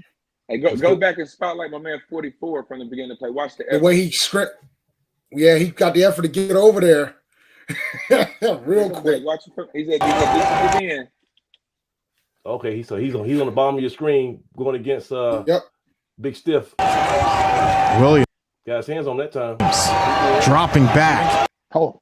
Then he went around and saw he was going. Yeah, holding on for dear life. Yeah. Keep moving. Keep chasing. Looking. Woo, I love that. And look, it's very easy to overrun that. He puts his foot in the ground. He might get close to that first down. But 44 is in pursuit, though. 44 is in pursuit. Looking. He'll tuck it. Runs. I ain't wraps him up. Oh, good. Doug, you got some good sight because I ain't seen He came and gave him the wood. And he finished the tackle. He helped. Gave him some good wood there. And is smashed down. And Dupree. My man Dupree. So now it's 3rd at the 42. So I don't know. So that's not 3rd and 12, but it's like 3rd and 6 or something. They didn't change it. So it's just pivotal. What the rush is. Williams dropping back. That's a hole. God, I didn't see that the first time. That's a hole. Look at this. Yeah. Okay, look at 52. He grabbed this dude. Williams dropping back. How's that not a hole? How's that not a hole? They were holding all day. It's not a hold in the Big South. Yeah, that's standard Big South. They allow all kinds of holding. Some of it was obvious, man. Look at the black referee, the bottom in the middle of the screen at the very back line, 45-yard line. What is he? He's got a clear view of it, and he ain't called that, man. How do you miss that, sir? Back. He's still holding. Looking. The float pass is incomplete. And it'll be a touch. You know, when we play that quarters coverage, we play that coverage with all these guys across the line. What it does is it muddies the picture for a quarterback who also struggles to see the entire picture, right? He's scrambling, and all he knows when he looks up is that he sees nothing but blue jerseys in the area that he wants to throw the football. If you make a good throw and a strike and a guy catches the ball for you, kudos to you. But those guys dropped a lot of balls, right? And he dropped some wide open passes. So I'm not super confident in their abilities anyway. But for him to have to scramble, like you saw in that last play, that play wasn't much different than the coverage we played on the play you were complaining about. All those guys are right in the window where he needs to throw it. And when he went to throw it, we couldn't even tell if anybody was open from the side angle. So he threw it, overthrew everybody. Our A&T's ball going the other way, and they don't see the ball again. Game over with 6 minutes on the clock. So, you know, although it looks like, hey, we're 10 yards off the ball, we're in no man's land, why aren't we up? Guys, we were in position to make the play to get those guys off the field at the end of the game when we needed to, with the same coverage you complained about 4 plays ago. So, all right, Dave. Well, thank you for coming out tonight, man, and I appreciate you taking the time. I got one quick thing about the greatest homecoming game. Of all time. Probably is because when you just think about it, right? Typically, we don't have like a big game, so to speak. Usually we try to play the team that ain't supposed to be good. Yeah, homecoming. You know what I'm saying? In the past 2 years, in the past 2 years, we had some legitimate big games at homecoming. And considering how we came back from 18 points to pull this out, this best win ever. If it ain't one, it's definitely 2, right? It's up there. Yep. All right, Dave. So we can check your show out when. Give me the listings for your podcast this week. We typically go live on Monday at 8:30 p.m. Eastern Standard Time. This week we're gonna move it to Tuesday because of Halloween. Largest independent show on YouTube, Panther Nation podcast. We just interviewed Steve Smith, Senior. Is that online now? So check out that. Oh, we made it available to everybody. We interviewed him on Thursday. And it was available that night. Typically, we put in the paywall for our Legend series, but for him and for what the viewers did, I was like, nah, we got to bring this out for everybody. So it's already available. We got to talk to him for over almost an hour and a half. Phenomenal interview. I'm gonna check that out. I'll tell my son. You know, he's your biggest fan. He's probably already seen it. He's already seen it. It was a phenomenal interview. All right. All right. So Dave, man, appreciate you coming out, man. We'll talk again. Probably next week. All right. All right. You see me on Twitter, so see you. Have a good one, guys. All right. All right. So let me go ahead and bring Troy because Troy's about to cry. What's going on, Troy? That's my guy. Look at his backdrop, Troy. Oh, that's all right. Yeah. That's you know what? My man clued me in that I can do the background, so I went and found one. Come on. Man. All right. So look, Q, Baby Bandit, and Glenn, we're gonna get y'all in real quick. Okay. Real quick though, before you we jump into this, Troy, let me show you the aftermath of that defensive stop. Let's show you how the boys in blue finish this game off. 1 second. I should have had it already queued. So the final drive. If this thing was in alphabetical order, it might be a little bit easier. So hold on. Talk amongst yourselves. Final drive. Just had it. Hold on. Bye. Well, Troy, I don't mean to beat it. I don't mean to beat a dead Campbell. Yeah. You know, but I tell you what, that old Mike Minter, man. Did you see this post-game interview that he put out there, what the YouTube puts out? Man, he was baffled. He was devastated, man. I don't think he really expected to come in here and catch that L the way he did, especially being up 18.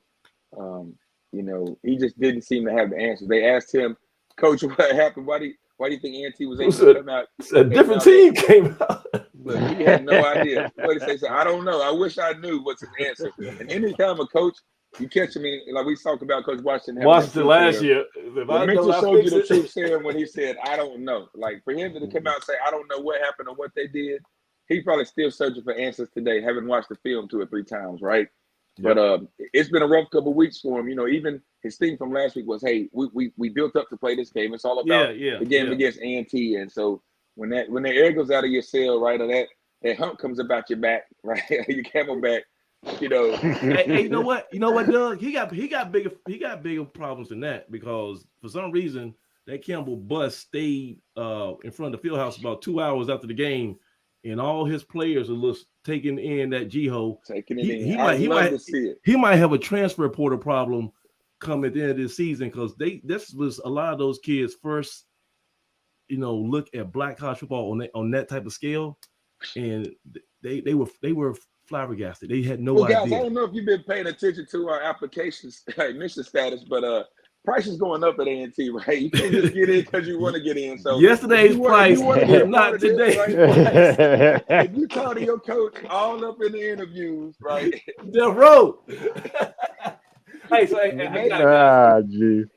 Tell me how. If you're good enough, we might be interested. If you're good enough, we don't know. We had to see. We got a long line of guys a long line of recruits that were in there in that building. That are interested in coming to Aggie Land. Shout out to the Stooks family. I saw Big Stooks hanging out in the locker room, and some Oscar Smith folk coming down, and all the other recruits that were in the building. Man, we hope you had a great time. Hope you guys stayed to the end. But those are the games that you love, man, and those are the reasons why you come to A&T. I say it all the time. That sideline was electric, guys. When I walked down there, got to see all the guys. Of course, Edrin James, Quentin Portis were out there. Yeah, AR, JR was hanging out. But they weren't the main celebrities, right? You got all those former Aggie greats that were on the sideline. That I'm telling you guys, having those former teammates on the sideline, hyping guys up, adding to the atmosphere. Wilder talked about how Haj Malik knew guys that he played with. Well, those guys were on the sideline, and they were talking about Haj Malik too. So when we talk about the pressure he was under and him wanting to perform, it wasn't just trying to stick it to the A&T and the guys that were across from him playing on the field. It was all those guys that Wilder spoke about, and those guys was giving them the business. And not only that, they're hyping our guys up, right? How good was it for Jalen Fowler to perform in front of some of his old teammates, right? Yeah. His old Celebration Bowl teammates. When you can carry that mantle and show guys, hey, it's on my shoulders now, I got it. I'm going to do our thing. Doug, you got to remember, Ray Nard came on this show last year and said that he was predicting that Fowler was going to break all his records. And, his last 2 years didn't pan out the way everyone was hoping. But just like Khalil Carter, people forget Khalil Carter got benched against South Carolina State in that penultimate game before the Celebration Bowl, right? It was a must-win game. We had already lost to FAMU. We had to win out. He had a rough time. He was playing so poorly. They benched Khalil Carter and brought in Fowler, and he sparked the second half comeback. We beat Bethune. It was Bethune-Cookman, excuse me. We beat Bethune-Cookman, and then we go and beat Central the next week. Fowler ends up getting sick. That's the only reason he didn't start the Central game, right? Yep. Carter comes back in, has a good game, goes into Celebration Bowl a month later. He will never have to buy a drink in Greensboro for the rest of his life based on that one game. Changed his whole Wikipedia page, right? That's what this game did for Fowler. It changed his Wikipedia page. People don't give a damn about he struggled and this and that in North Dakota State and last year. If he goes ahead and runs this table and takes this team to the playoffs in the last year in the Big South, he's going to be an A&T legend. He's going to be a A&T legend. He's already got the greatest homecoming win in school history under his belt. That's on his wiki. You can't erase that from Wikipedia. That's on his Wikipedia page right now. And we talked about the fans leaving the stands, guys, and that's to be expected. It's got to be some kind of game or some kind of something going on for folks not to leave the stands after halftime at homecoming. For number one, if you don't know, the activities that are going on the yard during the game, it's a struggle for me every year to decide what time I'm going to leave the plot. Yeah. Leave the tailgate to try to head up to the yard. I never make it because I end up, last Saturday I had such a good time. I just said, forget it. I won't make it to the tailgates or to Laurel Street to see the tailgates by the bookstore. But that area right there, that's really what GHOE's about. The homecoming game is the homecoming game. But on the yard, there's so many more people on the yard, and it's going down on the yard, all right? So I know the folks are going to leave, and like Super Dave said, we got to go back prep the tailgate area because folks want to eat when they come out the game. They're going to come out, and if that fish ain't hot coming out the grease, it's going to be a problem. So somebody got to go back to make sure the grill's all right. But, guys, I had to just stay and watch the game. I said, man, this is too important for me to leave the sideline. And, I mean, when I say the energy on the sideline was just that engulfing, you had the former players I talked about. You had the cheerleaders doing their thing, the whole more alumni cheerleaders. Shout out to the alumni cheerleader squad for showing up in mass and doing their thing. They looked great. You had a 30th reunion for Golden Light, so the band was jumping. You had everybody down there. So that whole corner was just stacked with what I say are the Aggie fans, right? The students and some people that had to go work, they left and did their thing. But for the most part, we had those football fans that's been here sticking it out. They were loud. There, right? They were loud. They were there. They were loud. And I think that helped of having the cheerleaders and the band and everybody there. That's really what our model should be. That's what our goal should be, that every home game at some point down the road has got to look like that, right? We're going to get there someday, but that's our dream. When you start having your attendance arguments, that's what we see in our heads. Like, gosh, this is the view. This is what we want to see every home game at Aggie Stadium. So it's going to take a while, but just know, guys, that's what we're going to be one year. One year we're going to look up and our stadium's going to look like that every home game. Because that's the kind of school we are and we're going to be. But, yeah, it was great. I had a great time. So Troy, break down this final drive. Fowler sends Kimbrough in motion. Man, you about to be up. Tootin. Graves eating up yards on the ground. I got a few points I want to make. Say again now? I got a few points I want to make. On this drive or this period? From the previous conversation. All right, so let me run a play, then you can interject. This is real quick. Tootin took it out of Fowler's hands. Fowler. This is how you finish the game. 4 minutes left. You don't want to give these boys a chance. So they might, do something crazy. Let's finish the game. We gotta get first down. Dobson has some room, hurdles the defender, and earns a first down. What I say last week, Craig, we got to throw to Hoodmore at tight end. He's a playmaker. Tight end. He makes plays. Down. Coach Mentor. You see on the replay. Ball at the Campbell, 47. Great play fake. And that's a play that we use on the goal line a lot, where we slipped him out to the flat. That's usually a good 2-point conversion or goal line play. It always ends up being money. Dobson goes airborne. Knows he has to pick up that first down.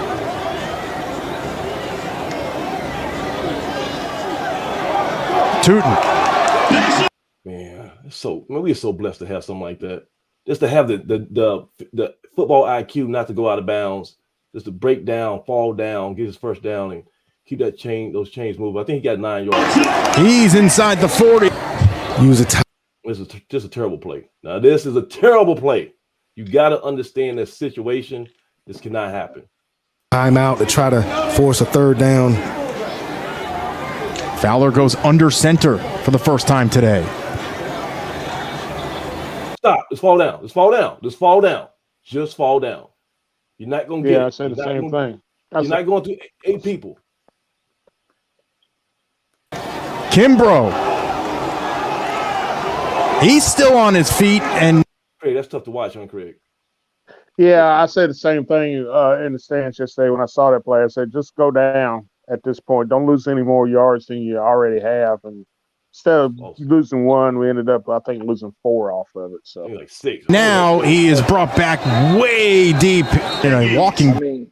All right, now this is where nobody here needs to probably say this, but I just want to let y'all know, still out there. My name is Blank, and I want to apologize too, okay? Because once again, Chris Barnett, y'all didn't get called him everything but a child of God. 3rd and 7. If this is a pass play and it goes incomplete, we got a punt, and Campbell has 2 minutes and 2 timeouts left to try to put together a game-win drive. What do you call here? If you're an offensive coordinator, you're trying to win, you're trying to seal the greatest victory of homecoming in school history, what do you call here? Right? You go twins, 1 back. Let's see what happens. Fowler will work from the shotgun. Delay. Draw. Cojones. Yep, delay draw. You got to have some cojones to call that play, man. Yep. We've had a lot of success with that play. Not only Tootin, but Graves had success with that play last week up at Robert Morris, right? Yeah. It freezes the defensive line, right? They immediately start thinking pass. And so if they're rushing, it changes their pass rush, right? They're thinking, I'm coming full speed.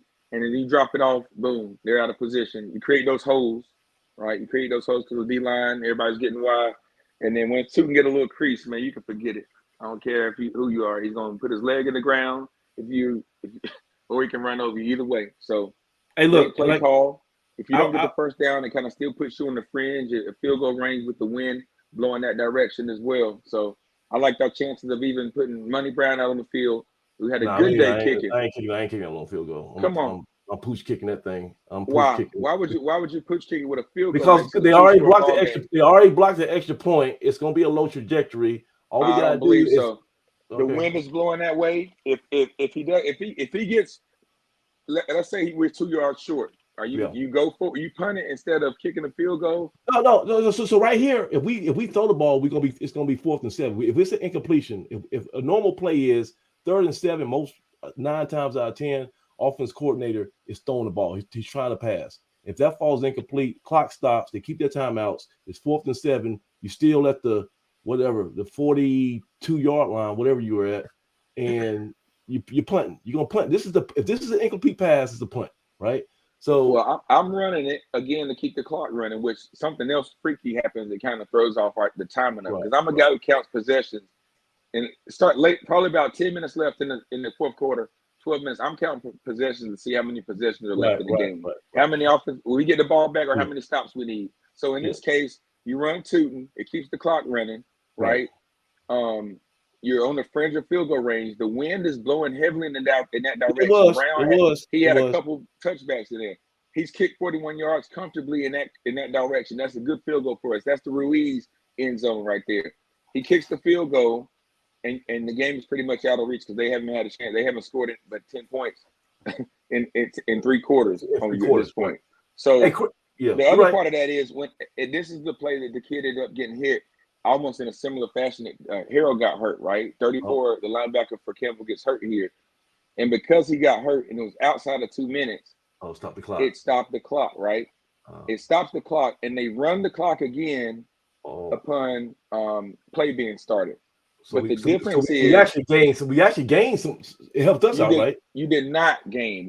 You lost about 20-some seconds because when they restart the clock, you also restart the play clock. So the play clock resets to 25. Gotcha. So we would have ran the ball and had a full 40-some second play clock, and we're standing there with our hands on our hip watching the clock tick down. But because this happened, the play stops. They reset the play clock at 25 seconds. So we lost some plays, but we pretty much had to run an extra play to kind of put the game away, right? That's a big play. Yeah. And that's them getting the ball back with a little bit of time, maybe if we don't get a first down versus, because freaky things happen in football, right? I want every second to be exhausted off that clock that I can when I have the ball in my possession late in the game. So even them guy getting hurt, and it was a freaky accident. It's not under 2 minutes where he got hurt to try to save time or anything like that, or outside of 2 minutes. He got hurt almost the exact same way Harold got hurt, and we've reset that clock. And we had to be ready to make that adjustment because we may have had another play. We were probably getting ready to put that thing away in a little bit and run a knee, but you have to be savvy enough to say, all right, how much time do we have on the clock? We got 40-some seconds left. Can we afford to do this or that? So, Coach, they were perfect down the stretch here. So, Craig, you remember last year against Central, right before the half? I think we did a jump ball right before the half. But before we did that jump ball, we did 3 straight quarterback draws. We did 3 straight quarter. So that draw play is something that, if you wanted to code Chris Barnett and kind of get into his mindset, he uses that draw play very strategically at certain key periods of the game. Right at the end of halves, right at the end of games, he'll use that quarterback draw, that running back delay, and that's something to keep an eye on. So let me just go through this. Yeah, they were definitely overplaying. They were definitely overplaying for a pass on that, and I was thinking either a draw or inside screen was going to work. There was nobody in the middle, because their stunt was running to the outside. There was nobody in the middle of that. We did a good job of selling it. We did a real good job of selling that. Oh, Fowler got a Golden Globe Award for his acting on that one. Tootin, and he earns himself a first down. Timeouts remaining for Campbell. Fowler with 5 to go. The handoff to Tootin. Oh man, you see those 3 gritty, ugly, dirty, must-have yards? That's awesome, man. That's awesome. Somehow, even after got like 3 yards in the. How do you get 3 yards when they got him 2 yards in the backfield? He ended up getting Corian out there bullying the guys around, still bullying. Good right now with about $1:46 left in this ball game. Of course, the winner of the Big South will earn the automatic qualifier into the FCS playoffs. Graves dropped in the backfield.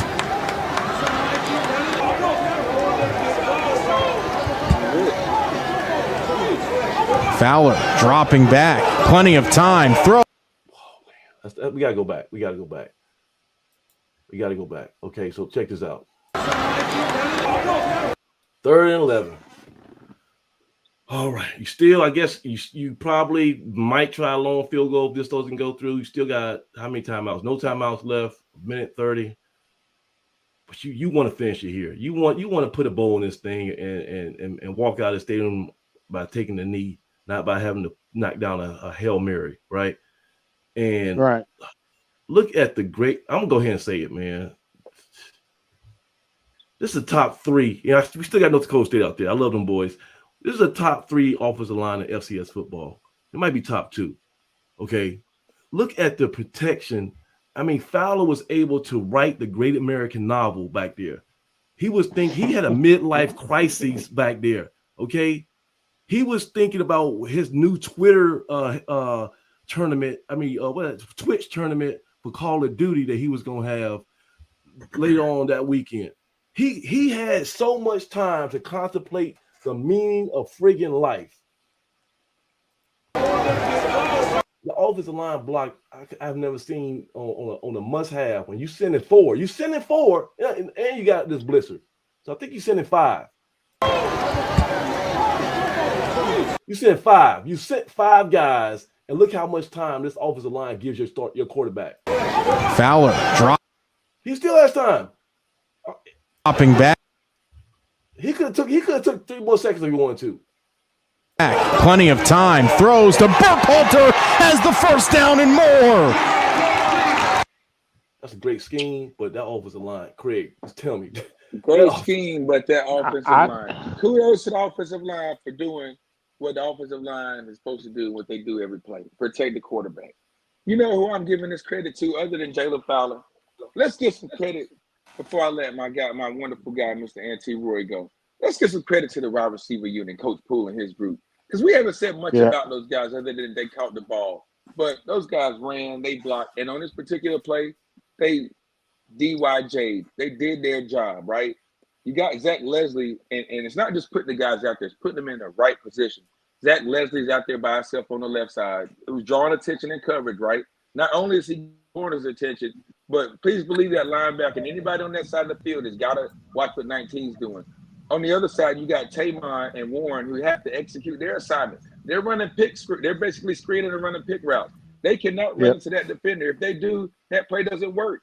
But their job is to get in the way. I've got to get in the way of this guy. I got to do it without hitting him, and I got to do it effectively so we can win this ball game. They weren't selfish to say, man, I might wildcat and go run this route and I'll catch the ball, right?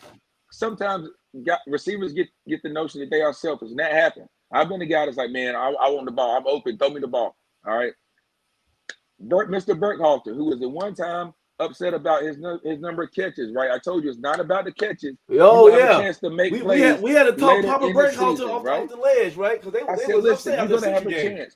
Man, it was after like the South Carolina, somewhere in there early. I said, guys, we got plenty of time to make plays. This is a long season. There will be plenty of balls and plenty of big plays to go around. And what happened? Zach Leslie made big plays. Big Burkhalter made big plays. And all is well in Aggieland, right? That's what it's all about. You got to be unselfish. On the side note, I'm gonna need Caldwell to get on that jug machine because, brother, we dropping too many balls here. You almost gave us an interception because you should have had a touchdown on that jump ball. So that's on you. And I love you like a stepson, brother. And we had another drop in the second half. Hey, brother, if you want to play the X wide receiver, you gotta start coming on these balls because we got too many guys who fighting for that spot. So we got a judge machine, put that extra practice time in there, but we can't have no more drops, man. Really, it's getting out of hand. We saw what happened to Duke, and I'm happy about this win, but listen, we got to short. There goes my guy. 88. You're the 88 club. We got to short that up now. All right, this is me talking. All right. But let me bring in 94 and Glenn. But Troy, it's on you. You have some points you want to talk about. Yeah. So how about I think if we go back and look closely at number 44 that was playing the defensive end, I think you're gonna find out that is Jermaine. Nope, I think that's Jermaine McDaniel. I think I saw O'Fury on the sideline and has been on the sideline in sweats. And as a matter of fact, we were up there saying, "Who is that 44?" Bro, we looked at it, we were like, "Man, that's Jermaine McDaniel." Whatever shot he got, he looked the whole time. He's wearing 6. Yeah. No. So what if his jersey got torn and he had to put on another? Bro. Hold on a second. Hold. 10-4 Troy. What are you talking about? We talking about he changed jerseys in the middle of the all the way around. All right, so okay. Well, okay, let's just say it was that's grounds for getting booted. If you say one more crazy thing like that, you're trying to derail the show with some nonsense, man. Go ahead. They change jerseys and they get ripped and they don't have that same number. Oh yeah. You talking about Earl Campbell? You talking about Earl Campbell Monday Night Football? He got his jersey ripped. Are you talking about that? When the hell that happened? Okay. Let's go ahead and let's say this. In addition to the linebackers dropping out in the flats, 44 one time off the defensive end side dropped in the flat too. It should be. I saw that happen. So not only were they doing the linebackers that way. Okay. The other point I think I'll make is I wanted to make is that prevent defense. I like what I think I saw them do in the Bryant game. They did a 4-1-3-3. So they had a linebacker in the middle of the field, kind of patrolling for that kind of shorter pass in front of those guys that were back at the sticks. So, and we had 4 people rushing. So I think I like that one better. And I've only seen them, I think, run it one time. All right. So, Glenn, you there? What's up? Southside Ducks in the house. Hey, man. Hey, look, check. I got to give y'all a story. Okay. The reason I'm back at my favorite spot is y'all wore me out this weekend, man. I made it to GHOE. You made it. Me and my wife made it all the way to GHOE. Man, and now I'm all the way back in H-Town. I'm in the tray. I'm over in the hood. I go to the gas station. It's about 100 cars out there. My wife like, look at them. Look at the hood. But anyway, I'm talking like they call my wife right here. But, man, look, let me tell you something.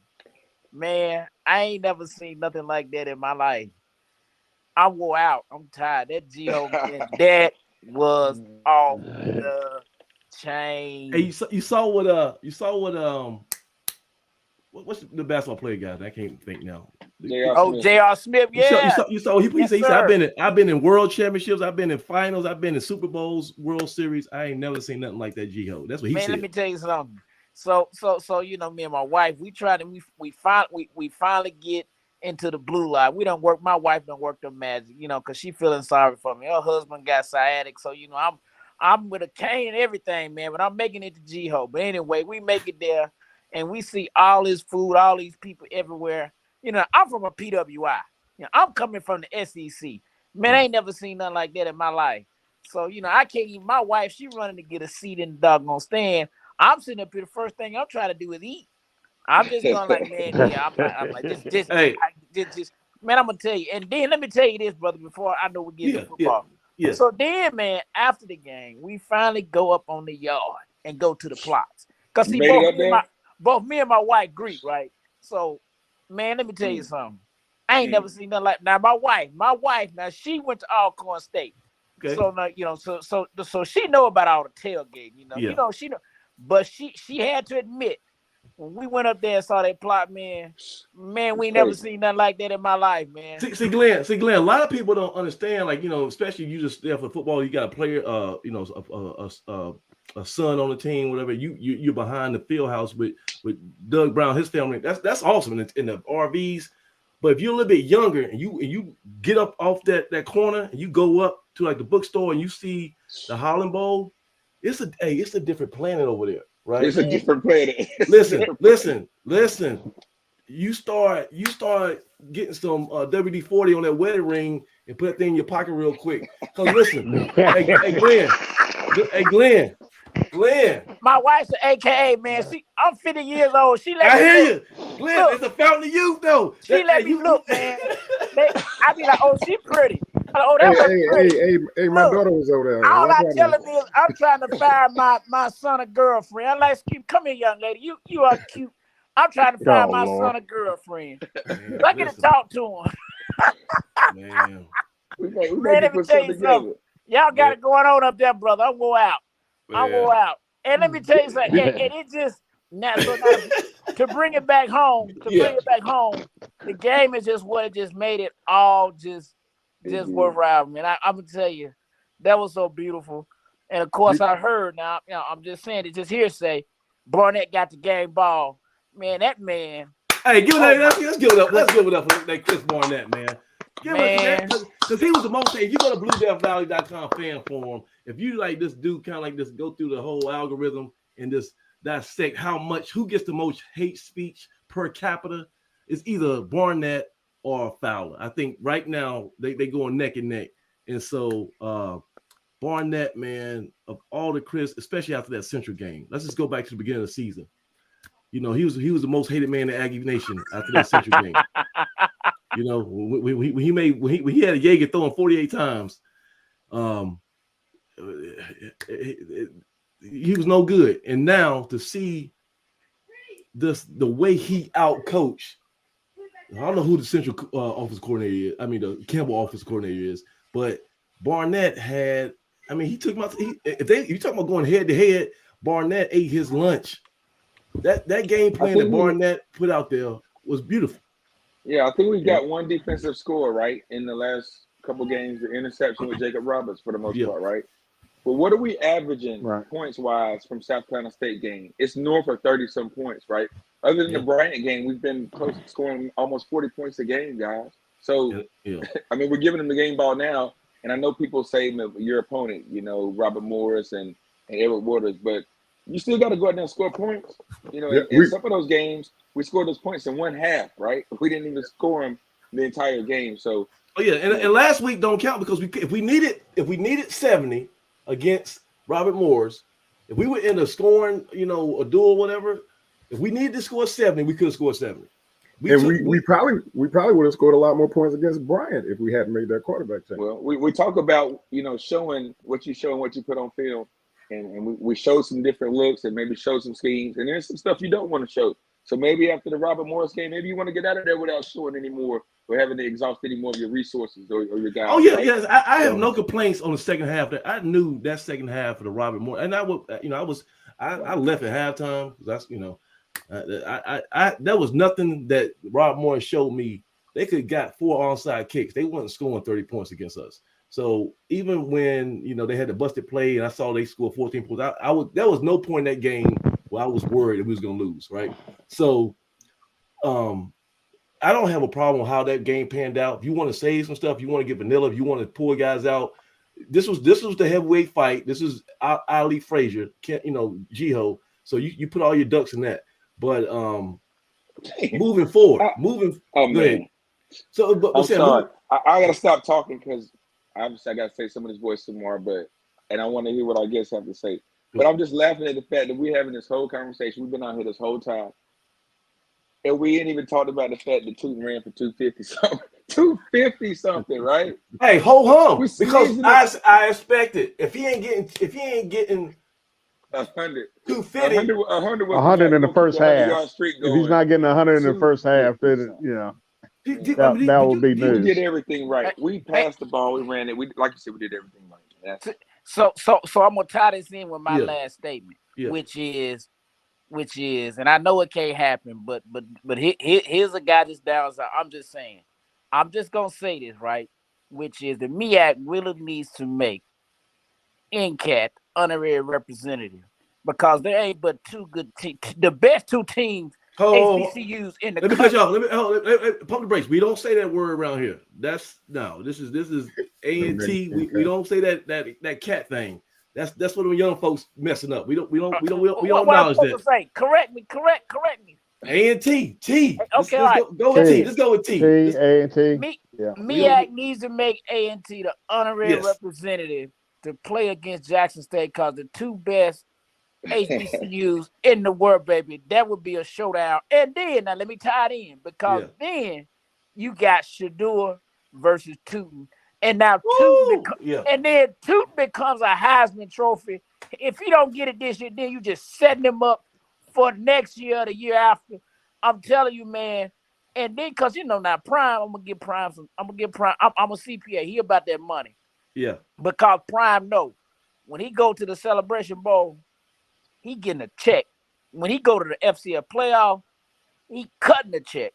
Yeah. So I'm telling you, it's a tough deal. man, if we could just get into that Celebration Bowl, always bring it. And then Tootin can get all the props because everybody else will know what we know. One of the best running backs. I don't care. FCS, FBS. One of the best running backs in the country, period, point blank. I dropped the bike. Listen, I love it, man. All right, so Glenn, appreciate you coming through, man. We'll talk to you again next week, man. If you're gonna be around, we'd like to hear from you. Yeah, I'm gonna come in and out, man. But I didn't limp back. But man, I love it, man. I love it. GHOE, baby. GHOE. Right. Big Glenn, appreciate you, man. Man, I'm gonna tell you what. I'm getting a little concerned about injuries. I'm getting a little concerned. Why so? And you see all those kids going down. And we'll see what happens with Jermaine. Is that cramps though? No. I mean that's attrition. That's the word of attrition. I say at the beginning of the year, it ain't who you play, it's when you play them. And if we play Central at this point in the year, just because of our depth alone, that's why coaches continuing to try to layer our depth and get guys experience. We'll beat them because they don't have the depth that we have. Right? We'll beat them by 50 points. Mm-hmm. And so, that's just part of playing football. You lose guys. You hope that it's not your key guys. But that's why coach O-line coach continues to work his depth. Like we know those are coming. You don't know who, you don't know when, but you gotta have enough bodies that you can keep the show rolling. And that's one thing we've done a great job of. But we haven't had too many guys. I mean, guys getting nicked up. We had it early in the year, like you said. The quarterbacks have had a rough season, injury-wise, with that group. But everywhere else, man, guys keep going. You can point to every position where we're missing somebody that's a contributor. And even our linebacker unit, Taquan, you guys have been warriors. They're kind of playing through everything, but this is what you play for. We're in November now, right? You're never going to be as healthy as you are day one, right? The team will never be healthy. The minute you start playing football, their health is declining, steadily declining, right, for everybody. So we just got to get through it, rest up. Guys got to take care of their bodies.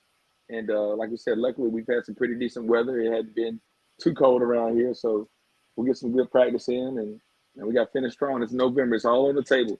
Like we said early in the year after the Central game, all of our goals are still in front of us, and right now we're walking that walk. So, I guess the thing I'm concerned about is it can become detrimental. Too many at the right positions, and it just turns really bad. Like what I think was our biggest issue last year. And so, it's Stuckey down. Monaro looks like he got a high Caesar, yeah. Oh, really? Yeah, Caesar went down with the ankle. Was it high ankle sprain? Oh, it looked like a. He was in a walking boot at the end of the game. He was in good spirits after the game. Caesar was in good spirits, so he's a tough kid. Any way he can be out there and fight through it, man. He's gonna work through it. So he's gonna do the right thing. He's gonna be in the training room. He's gonna get treatment. So. He's the type of guy. Who filled in for him when he went out? Who filled in? He moved Dak moved to center. Like he might center. Okay. He put LeGrone at the left guard. Yeah, you got LeGrone. You still got Corian Sharp and guard. I mean, you can. Yeah. It's something to keep an eye on. Hey, so look, okay, Doug, you sit this one out. Okay, we're gonna go 2 more rounds here. I wanted some serious football minds. Outside Doug, I know. Doug. I know. I got to say my voice, man. Okay, but I want to talk about our defensive philosophy. And you guys, Craig, 94, Troy, I want y'all to tell me what y'all think about this. I was talking about man up top of the screen, the way we play off on that field corner every down. And listen, this is Sam Washington's scheme. This is what he brought in when he got here in 2011. He lives by it. For some reason, they feel like they got to have that outside field corner off the ball so he can see. Well, I don't know what. You go sweep to his side, you still ain't gonna get there in time. But that's just watch. So 1st and 10, and Williams throws and completes the pass to Kelsey. Just giving up candy to him. Come on, man. Why do we recruit these dudes? We're not gonna play these dudes. Where were we on the field? What yard line were we on? I don't feel like going back, Troy. I don't know. It was. That ain't fair. No, I ain't gonna say that. You go back. It's early in the game. Yeah. Hang on a second, Doug. Back on the 30-yard line. Yeah, hang on a second, Doug. I got it. Do you want to get beat deep? Yeah, right. Really. So we can't play. No, you telling me we are so scared of getting beat deep that we got to put kid gloves on these 3-star corners. He's 7 yards off the ball. Yeah, and he's backpedaling on snaps. Williams. So if you don't understand Washington's position on this, then you'll never really get it. And that is, we're a bend but don't break defense. And when people get closer to the 20, they got less opportunity to be able to go over top of us. And so, yeah, they'll play those guys off those places, off those receivers like that most of the time in the middle of the field. But guess what? To Doug's point earlier, if you really look at all the plays, we don't always play off those guys. It depends on what situation is. On the field, we majority off 10 yards. Well, yeah, I agree. On the field side, keep the guys boundary. We sometimes press on the boundary. We almost always play soft on the field. That's not his job. So you'll see some plays where we press him.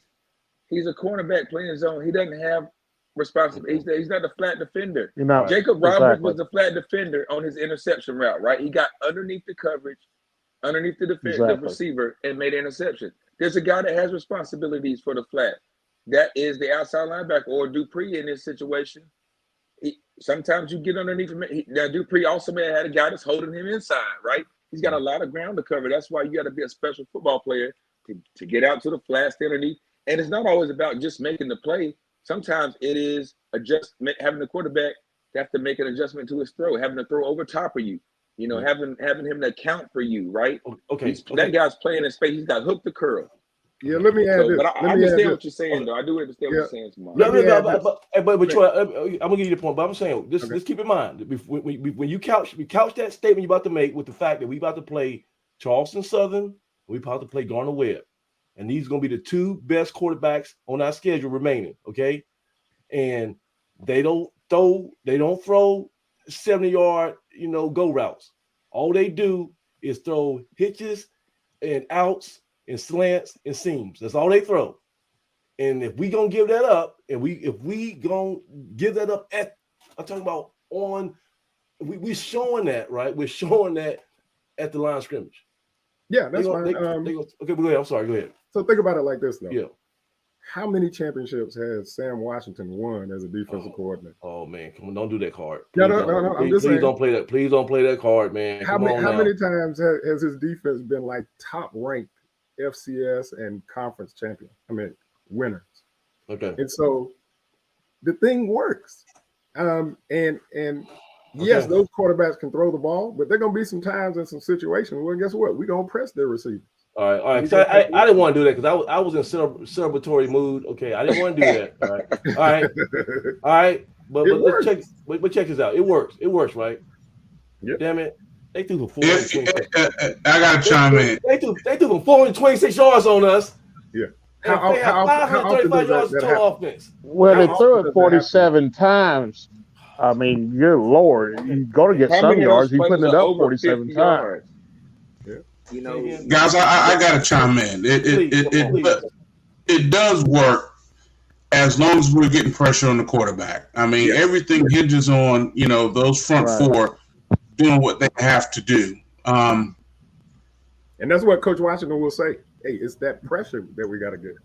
Yep. But we got to get pressure. I gotta say I'm with Samaj on this in that, and let's not miss the fact that we got to play Norfolk State, which I mean they're hot garbage right now, but we can't take anybody for granted. But these teams are going to be throwing the ball, and if we're going to be soft in coverage, in the way that we are, and I get the premise of it, we got to make sure that we are getting pressure on the ball, and sometimes that might mean bringing a linebacker or bringing a safety down just to apply some pressure. I would like to see us do more of that from time to time, and those just my thoughts.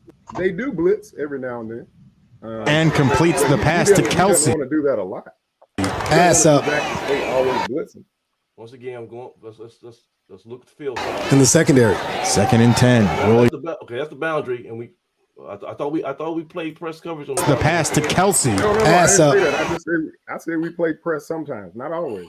And even down there, it's the first quarter. You have to come out. We already down 14. We already down 14-7. They just scored on two first straight quarter. Okay, it is the first quarter. Do you just run out and start? We talked about Coach Washington getting a feel for what a team has to do. Sometimes you got to come out and see what they're going to do. If I think you're going to come out and do chicken and you're doing fish, then I got it wrong, right? Let me come out and see a little bit of what you want to do. Let me get some data on what you want to do this game. Oh, this is who's playing. This is what they've done on this drive. Sometimes it takes a minute, right? That's just football. I don't think you come out and go outside of your scheme the first drive or the first quarter just because you want to do something different. No, you dance with the girl that brought you to the party. You come out and do what you do and say, first off, let me, just like on offense, I'm going to run the football because I run the football. Let me see you stop that first. On defense, I'm going to come out and play my scheme until you show me that you can go up and down the field on my scheme. And then I'm going to make adjustments to take away what you're trying to do that day. And that's what we did. And okay, guys, so I'm not as concerned about the happy. yardage. Yeah. I'm not as concerned about the yardage being that most of the yardage came on. How many plays did they have over 50, 30, 40 yards, right? They had some big chunk plays. The last scoring drive they had, they ran the wheel route, which we talked about how wheel routes give us a little trouble. Well, Jacob Roberts was out there in the flats, right? He jumped that flat route early and had a pick. So Jacob Roberts was down there peeking and stealing a little bit, ready to get another interception in the flat, and the quarterback floated it over his head and had a big play. So those are more so, but those, I won't say bust, but those are more so, anomalies and big plays that we gave up early in the game. You go I can't think of his kid now. I don't want to say it. 85 for them, I believe.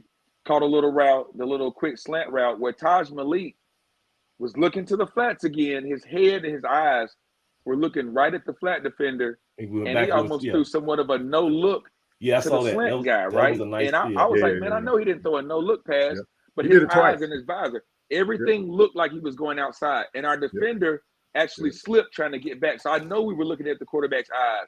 Prunty was looking at the quarterback's eyes. He jumped the flat route thinking it was going that way. So kudos to the quarterback for taking his eyes and moving us with his eyes and throwing a slant route. And the guy ran down the field. So we had about 4 plays just that gashed us that were, I guarantee you, were at least 175 yards worth of their offense, right? And on that wheel route, it was actually Avarion Cole over there. He didn't run with the running back. He didn't turn. Okay, so the wrong way, and the guy ran by. We had some busts right there. So that play, Haj Malik's long run, the quarterback's long pass, and even the play when Haj Malik scrambled and they had the deep incomplete pass in the end zone, like those weren't necessarily great offensively drawn. Well, one of them was a good offensive play, but it's not like they weren't Tootin's run where he goes untouched, from the backfield. So I don't think that's – now I will say we've given up a big play in the last couple games. One big play that didn't look like Aggie football, right? We gave one to Robert Morris too. So, hey, that's kind of, the other one we gave up was Edward Waters right after Harold got hurt. So we have some moments where we might slip up. We're still a young ball team. We're still a young ball club, but we're getting better. We're getting better. Yeah, the other thing I was telling people was we're not going to stop Williams every time. He's going to get the way every time. It's just hard to do. He's a super talented kid. He's the most dynamic athlete we played this year. And I'm going to say this, other than the quarterback from Duke. He ain't better than Duke. Yep. He ain't better than that dude. I forget his name, Riley something. He ain't better than him. So how about this? We actually basically shut down the quarterback that was leading the conference in passing, and that's that kid from Bryant. Man, we took a whole lot away from that. And they put 40 up. They put 40 up. Don't put that kid for Bryant in the same sentence as Williams. They no. I'm talking about from a passing standpoint. Yeah. Still, I mean, I think he throws the ball better than the kid from Bryant. In the secondary. 2nd and 10. Williams towards the sideline. That one is complete. Chris McKay Jr. is the single back in the formation for the Camels. Keeper. Williams turns the corner, reaches for the... Williams. Able to connect with Kelsey again, near the boundary. Connect with Kelsey. Somebody said something about the goal line. Williams. Somebody said something about Bimbo don't break. We don't play soft at the goal line. Because look, we're damn in the red zone. We still 10 yards. What's that? 7 yards off the ball. He's not 7 yards off the ball. The ball is what the ball is up further. The ball's on the 5, right? No. Go back. The ball's on like the 14-yard line or somewhere. 13-yard line, maybe. No, the ball's on the 15. The ball's on the 15, and he is on the 14. The 8. He's on the 8. So what's 15 minus 8? Damn it! I should have been an engineer. I should have been an engineer compared to you guys. Hey, when you coach him up, when you first, he's 7 yards off the ball. Is that bad? Is 7 off the ball bad? Oh, let's see how this play turns out and tell me if it's bad. How easy is that, man? Well, but guess what? Run it back again. How easy is that, man? Thriller, run it back again and see what your boy was making sure it didn't happen, and why he was able to get outside. Man, look, he's got inside leverage. We have some schematic issues with our pass defense. Nah, I disagree. Okay, no. Right. I hope I'm wrong. I hope I'm wrong because you are absolutely wrong, and I'm gonna tell you why. This defense has beaten FBS programs. It's beaten ranked FCS programs. It's beaten conference championships, celebration bowls.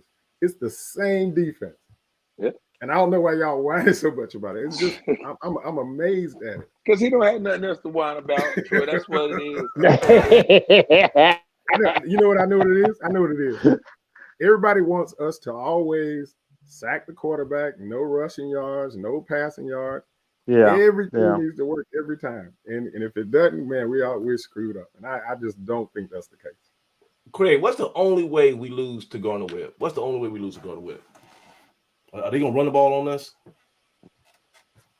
They may. They ran it on us last year. They ran for over 200 yards on us last year. So yeah, they may run it. They do. They have a great offensive scheme. They just don't toss the ball all over the place. They run the ball as well. They're balanced. If you go look at them statistically, they're a very balanced team. Now, the running back has been hurt off and on this year, but they've got him back healthy now, and he showed up. He showed up this past this past game. I think he ran for 128. So yeah, they run the ball as well as throw it. The guy from the biggest thing is that they are they disguise what they do very well. So it's not a question of him throwing for. He's had games that he'll throw for 400, but generally speaking, he's kind of like very similar to they're pretty.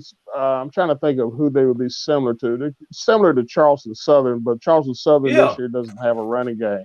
Right? Yeah. Charleston Southern is a poor they run some of the same stuff. Yeah. That's but they don't. But the problem with Charleston Southern is they've had a lot of injuries at the quarterback position. They can't keep a quarterback. They can't keep the same quarterback more than a week. 2 weeks in a row. You'll never see the same guy. That kid from last year's not back. But the 5'10" guy, he's not. No, he's gone. He graduated. He's the backup for NC State. He got in the game late against Florida State, and I think put them away, if I'm not mistaken. But he's gone. Oh, Captain Jack, he got down there and he's backing them up. They've been alternating between 3 different guys over the last 4 weeks, and they have absolutely no running game at all. And what I do like, if y'all knows that play right there, we finally did something I was screaming for in the stands. We've got our hands up. If you can't get to, especially we talk about shorter quarterbacks, this guy's 5'11". When you can't get to him, at least make it more difficult for him to throw to the trees. And so I don't know if that's Henry Daniels, but somebody kind of start getting there. They're making that passing window a little bit crowded. And I think that's Daniel. I think Williams. He got an interception like that against Kennesaw. Yeah. Able to connect with Kelsey again near the boundary. Is he going to pin their ears back here? And we're at the goal line now. We're at the goal line, and you think you just want to, suffocate these dudes, and we playing soft at the goal line. High snap. Williams throws and completes the. How's that happen, Doug? No, I'm sorry. I'm definitely not sorry. I'm definitely not pressing the guy on the goal line because I'm not saying you press, but God, dog, you gonna give him 10 yards on the 1 yard line? High snap. Williams throws and completes the. So you got Karan Prunty, who you got from Kansas, and you got this dude playing in down midfield on the goal line. Yep. I mean, not only is Karan Prunty, I mean, he's kind of serving as your deep defender, right? You see your free safety up in the box, 26. So Karan Prunty, he's playing his area as a corner. But if for some reason that running back busts and goes up the middle, Karan Prunty is your one chance of running somebody down. So he's playing also as like your deep defender. Okay, he's got a lot of responsibility on this play that doesn't show off the snap or this tight wide angle. Right, so Doug, is this? Let me give you an olive branch here. Is it possible that we underestimated this kid's arm strength? Like we say, he probably can't make that throw to the opposite numbers. Are we? Well, I mean, we know he's got a strong arm. He throws a good fastball. It's the problem. He doesn't have a lot of touch, right? He's not a guy that can throw the ball consistently and just be like. No, I'm saying coming into the game, was the game plan to force him to make that throw because we didn't think he could do it? I think he's a college football player, and you expect a college quarterback to be able to make that throw. I just think kind of like you said, our scheme is based at times to keep things in front of you. So if you're doing your job and keeping them in front of you, maybe you jump that ball. But Karan Prunty is a smart football player. He's gotten caught with his hand in the cookie jar a few times. At Duke, he jumped that route from the long hash, and the guy beat him over top with a double move, right? And we're like, dang, Prunty got beat deep. How in the world did Prunty get beat deep? He's all everything. So it's about playing within the confines of your scheme, right? Do your job. You might get beat a few times, but in the long run, it's like our running game. We're going overtime. We're going to wear you down. We can wear you down. Yeah, are you going to be able to consistently score on me enough to beat me throughout a game? Which that's the best offense we've kind of seen since earlier in the season, and the most dynamic quarterback we've seen kind of in terms of a runner. And we had to figure that out, right? We figured that out, and once we figured it out, they weren't a threat anymore after the third quarter, guys. I mean, the first quarter happened, but after that, they weren't a threat. They scored. Yeah. So if you go look at if you go look at some of Campbell's film, one of the things that they do is because that quarterback is such a great runner, you commit resources to him, and so what they do is they pull you in with him, and guess what they do? Yep. He goes over the top. That's what we were trying not to do. Yeah. And so I promise you that they scheme for this guy in some way or another, even inside of his normal base defense. They did it in the second half when they started dropping out into the flats. I mean, so, hey, it works. This thing works with a few adjustments. Matter of fact, Coach Washington said he was thinking on the sideline in one interview, man, how are we going to stop these guys?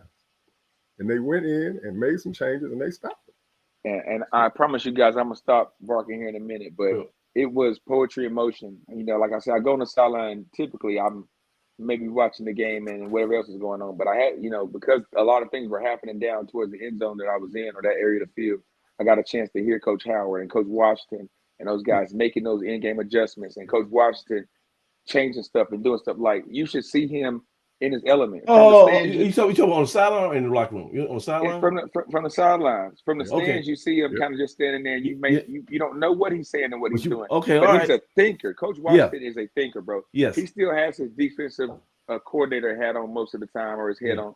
So he's sitting there, and I see him just focused in on the game. He's so focused of what's going on. And then to hear him whisper to coach or do this and that. No, don't give me that. Give me this. You know, he's orchestrating things, and it was nice to hear him. Matter of fact, he's so soft spoken. You don't hear or see him do those things. Because most of the time we're focusing on what's going on the field. But to see in a game when things were happening very quickly and very fast, and we need to make a play, or they make a play, or how do we give that up? And I think that moment when you saw him fussing at Sumter about making that play, it's because he had that expectation that he knows that guy knows what he's supposed to do, and that guy's capable of making that play. Do your job on that play. So he got on him, and we saw other plays that Sumter made. But coach is very much in tune to the game and what's going on. We don't give enough credit for being a person that's got a spring on every aspect, right? That really knows that I'm dug in. That's what a coordinator, position coach's natural stance is anyway. Like he's not a natural head coach. He's a hands-on guy. And don't misunderstand me. I'm just having some fun here. I know that Coach Washington forgot way more football than I ever hoped to know. You know, this is just one thing that I kind of like just kind of playing around with as far as my personal preference on coverage. But Coach Washington gonna do what he ain't listen to me. He's gonna do what he's do. I just kind of I wish you could be a little more aggressive. Yeah. But, so go ahead. There was one time when the defense was off the field and Coach Howard was over there drawing on the whiteboard with the defense. Coach Washington came over. He didn't push him out of the way, but he moved in and said no. And he shook his head in his hand and said no, and he started drawing on the board for what he wanted them to do. Wow. And so, and matter of fact, when one of the defensive linemen didn't get off the field and we got a penalty, it looked like Coach Washington was giving Coach Howard the business. It was like, oh man, what are you doing? Man. Well, man, you know what? Kudos to the guys, man. We got to give some credit to the guys. How well behaved, how much discipline we showed when we scored, how we celebrated as a team. We did all those things that people were fussing about and we wanted to see happen. We did a lot of that the right way on Saturday, right? In a game when it's easy a game to show out and do some stuff kind of out of your character at homecoming, right? But one thing I like about this team, and I told you weeks ago when I told you I've fallen in love with this team and those kids and the kind of character that they're exhibiting, it didn't matter that people left the stands. They're a type of group that's not playing for those guys in the stands. They're just fine with that group that's on the field. If you were on that field and in that circle, they had kind of built that wall in that circle of guys. As long as we got us, and you see it when we go on the road. You kind of saw it at Robert Morris. As long as we got our group, we'll be fine. And those are those bonds that are formed like in that North Dakota State travel game or second half at Duke that, we're building this thing around us. And it may be up and down and hot or cold, but, second half to first half, that's why you play two halves, right? We play if we flip the script and the first half took place in the second half, then things look different. It's two halves to a football game. And I'm happy that we were able to come out, play well in the second half, dominate at times, and that's just going to build confidence for those guys that they were able to physically dominate those guys across the ball from them, and just impose our will. One last thing before you go. Yeah. One thing before. It looked to me like Campbell was instigating too, and we didn't get caught up in it. They tried. I think they tried. They were. I think they tried. I think they tried. Yeah. The guy was horse collar and tooting on the ground. Oh, yeah, jerking, tooting around like, speaking of tooting, let's go ahead. I got a few highlights I want to show real quick. Let's go ahead and show. Oh, and that emotional wall that y'all said they ran into, it was a physical wall too, because they had a lot of bodies that were limping off late in the game. They didn't want no more guys. That last drive, I was down there in that end zone or inside the 20. It was big boy football. And we ran that heavy package on. Them boys didn't want no parts of that, bro. They want no parts. And I was letting them know this is big boy football down here at Aggie Stadium. That's the one thing I let a few kids know. This is you talking about the Graves run? You talking about the Graves run? Oh, man. It sounds so good to hear them pads and them helmets knocking down there. You're right. The whole drive, but those last two plays, when we lined down and had some success running the football, the play before the touchdown, Coach Barnett said, give me the heavy guy. Let's go ahead and get this out of the way. Let's take it home. They didn't have somebody over there. So good execution. I get on us about not hustling on and off the field and being sharp. When we called that play, it's like everybody we communicated. Everybody knew what we were doing. It had been rehearsed. It was not a, hey, let's jog on the field and we're going to run whatever play we call. It was systematically, all right, run them on, let's go. They didn't have a chance to respond because the defense has a chance to substitute as well, like we talked about. They didn't even have a chance to get set up. We lined down, and we mashed potatoes on them, and Graves finished them off. And that takes your will. Those guys Jackson State didn't run on them like that. Those guys had not been ran on. East Carolina didn't run on them like that. Them guys had it like that. And we knew we could give it to them like that, but Mike Minter didn't, right? But he took it, though. Yeah, he knows now. Hey, Troy, you know it now. Hey, Troy, you want to see Leslie or you want to see Tootin? Which highlight you want? I want Tootin, but while you're doing that, I'm gonna tell you what. As quiet as it's kept, Romello Kimbrough killing some folks. He's on my list. Tomorrow's got on for not going down, but it's hard to tell a guy like that that's built on not going down. He's fighting to go down. That play he had earlier, man, that shovel pass. I think that's another thing. Let's give Barnett more credit. That shovel pass, man, he had that to the. This might have been the first season I remember him using that. This is about the third game he's used that shovel pass. I think he used it at Duke and he used it somewhere else, maybe. But he used it with Tootin flipping into the end zone against South Carolina State. Yeah, South Carolina State. Yep. And he ran Kimbrough up behind the center. That's right. Took the snap line on Kimbrough. He took a snap and it was almost like a Fumblerooski. The way he got in there, I thought it was a Fumblerooski. Go look at that. He did everything but throw a pass. He runs up and blocks in that hole. I mean, he drives that dude back onto his back. He blocks. He takes snaps on 4th and 1 to get a first down. He catches shovel passes. He does a little bit of everything, man. So kudos. And he's unselfish, right? He's unselfish. More of that in the second half here. Fowler dropping back, throws and finds Jamison Warren, has the first. Hey, shout out to the Warren family, man. Coming back, yeah. I'm about to put a bracket up, 64 team bracket of all the all-time favorite player families. Yeah, you're gonna definitely have Brickhouse up there. They're gonna be a number 1 seed. Warren's gonna be a top seed. And that Warren family knows how to enjoy homecoming. They had a good time from what I saw. The Tootin family. I got a story, man. I got a story about Tootin, man. So my son played his high school sophomore season ended this past week, and they had a ton of injuries. And they just kind of ran into an injury thing at the end of the year. So he ended up had a feeling for the senior who got hurt, and they played a big game, his second career start, and it went all the way left. Man, he had like 4 interceptions and fumble, and they ended up losing. And that's probably one of the games that cost him not going to the playoffs.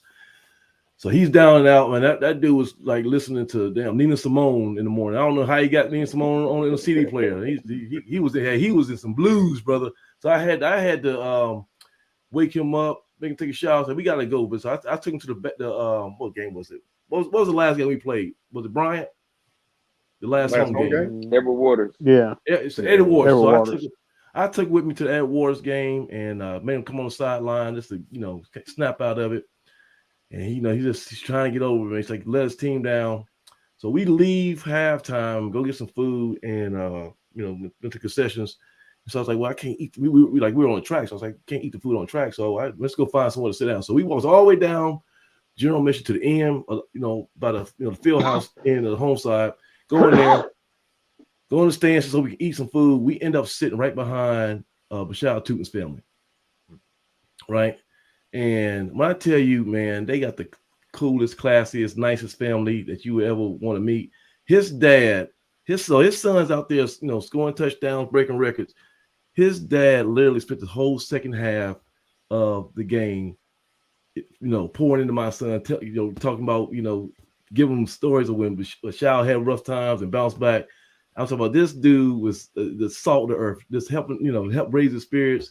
And I'll never forget that. So you talk about Tootin, as impressive as he is, his sisters and his mom and his dad are just as impressive. They great family, royal family, and I can see why Tootin is successful because his dad is just awesome. Just took the whole second half just trying to encourage my son. And the next week he ends up having the game winning.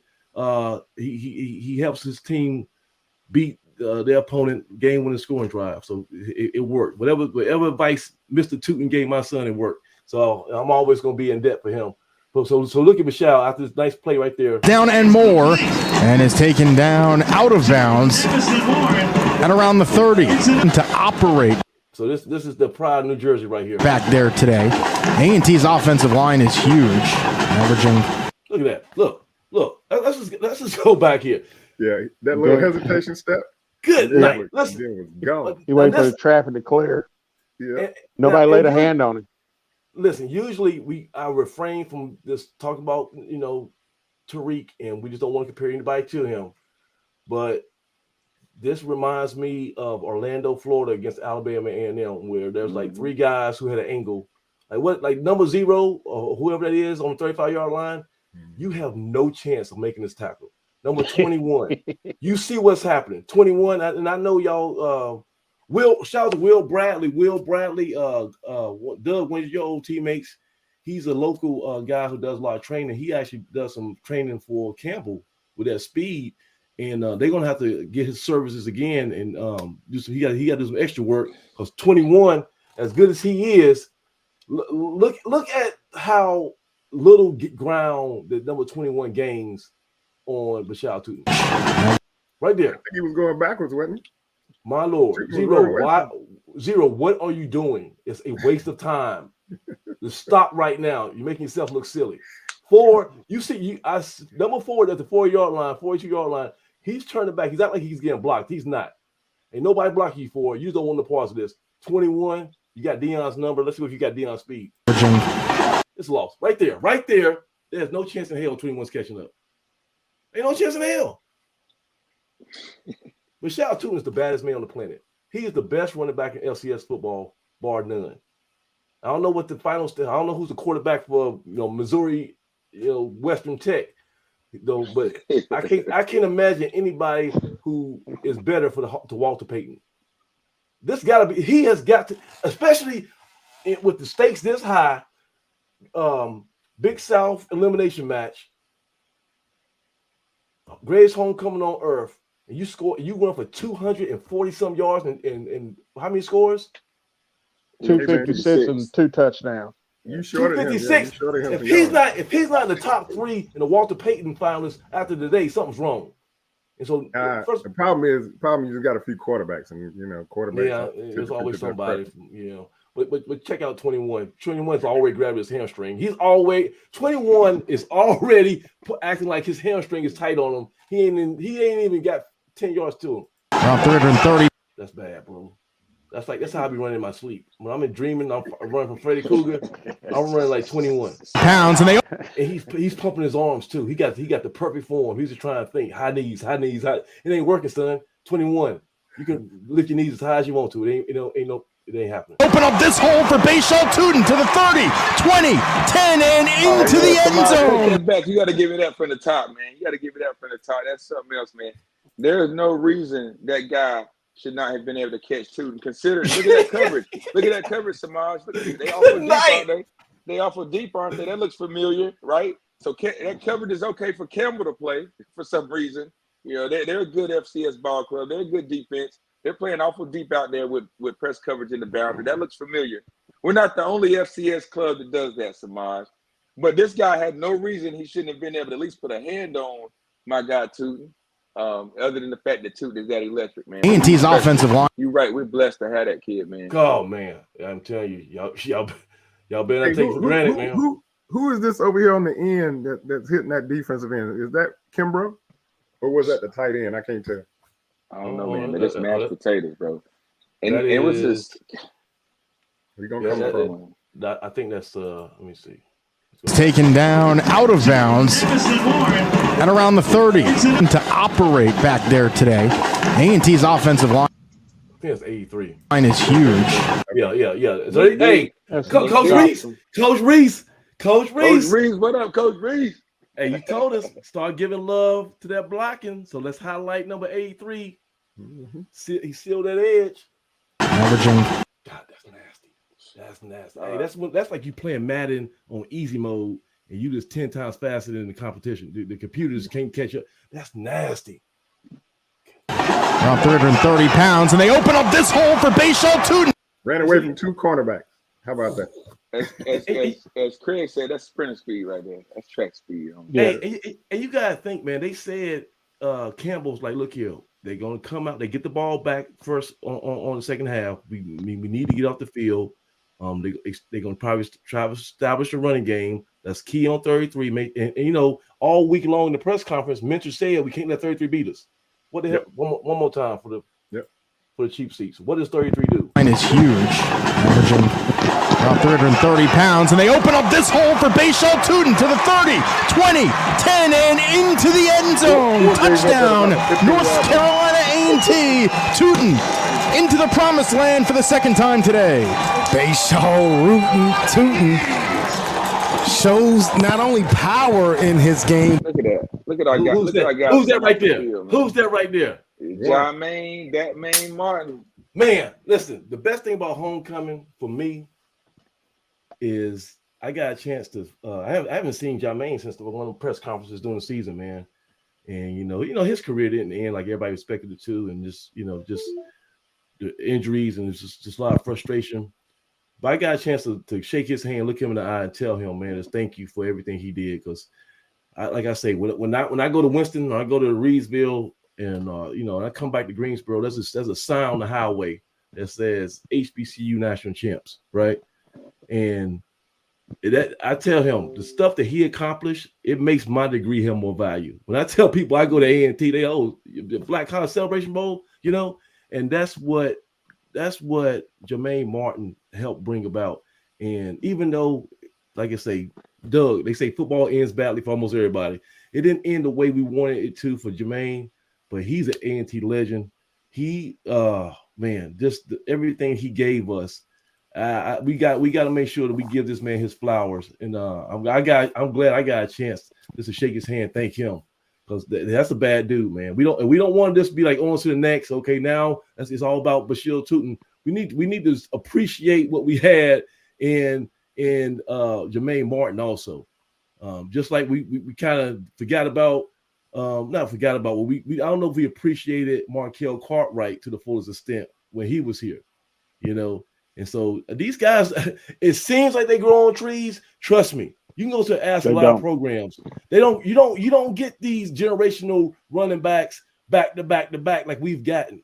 Okay, it's an anomaly. You don't go all from on the sideline, man. You don't go from Tariq to a Cartwright to a Jermaine Martin to a Bayshall Tootin. Normally that doesn't happen. So we've caught lightning in the bottle by having those four greats. And we are RBU. We do recruit very well, but we still have to. Those still, and Graves and Charlie Dixon, they might be in the mix now. They could be the next great guys. But guys, we're truly blessed, man. Yeah, it's pretty ridiculous. Shows the speed here. You look on the replay, just a massive gaping hole there. Good trap block up front, and Tootin does the rest. Not only does he run with power, you're not going to catch that man. Tugboat Tootin for 6. All right, so we got to get out here. So look, real quick. So we showed Bayshall Tootin. We gave him some love. Let me go to one more. Let's go to Leslie, because Leslie. Go ahead and keep talking. I'm fine. Yep. So mentor. When they asked about Zach Leslie, he had those yards against Robert Morris. He was saying, well, he basically said he's a pretty good football player, but yeah, he ain't better than the Jackson State wide receiver. Okay. Let's see. I want his team to run. Yeah, Fowler's going to want that one back for sure. Fowler, two-step drop, the loft. That one is brought in by Leslie, and he breaks free at midfield. Down the sideline, the 20, 10, 5, and into the end zone. Touchdown, North Carolina A&T. And to me, okay, so they had the busted play after this, and they came back and scored on that swing route. But to me, this was the backbreaker for them. This told me we were going to win. When we because they after Tootin's long run, I guess I think we got another play. They kick a field goal. They go 31-30, and Fowler, throws a nice ball. One of his best pass, but it did the job. He gave his guy a chance to make a play, and boy, did he make a play. Let's go back to it just one more time. Want that one back for sure. Fowler, two-step drop, the loft, that one. And that's just a grown man saying, "I'm sorry, little kid. There's a place called Planet Fitness. You got to get a membership because you're not strong enough right now. Yeah. You're not. You lost two. You lost two at the same time. You lost two guys at the same time, and you got to look here, kids. My best advice for you: go to McDonald's, or no, actually go to Popeyes, get some red beans and rice, a big container, a family size portion, and get your weight up because you're not big enough to stop me. Okay." Fowler, two-step drop, the loft. That one is brought in by Leslie, and he breaks free. Number 0 is running for his life. All right, he is running for his life. He ain't gonna be coming on the ground. At midfield. You forget how fast Leslie is, man. Yeah. So Fowler, as opposed to Yeager, yeah, he threw the ball high enough that Zach could that's trajectory. Right.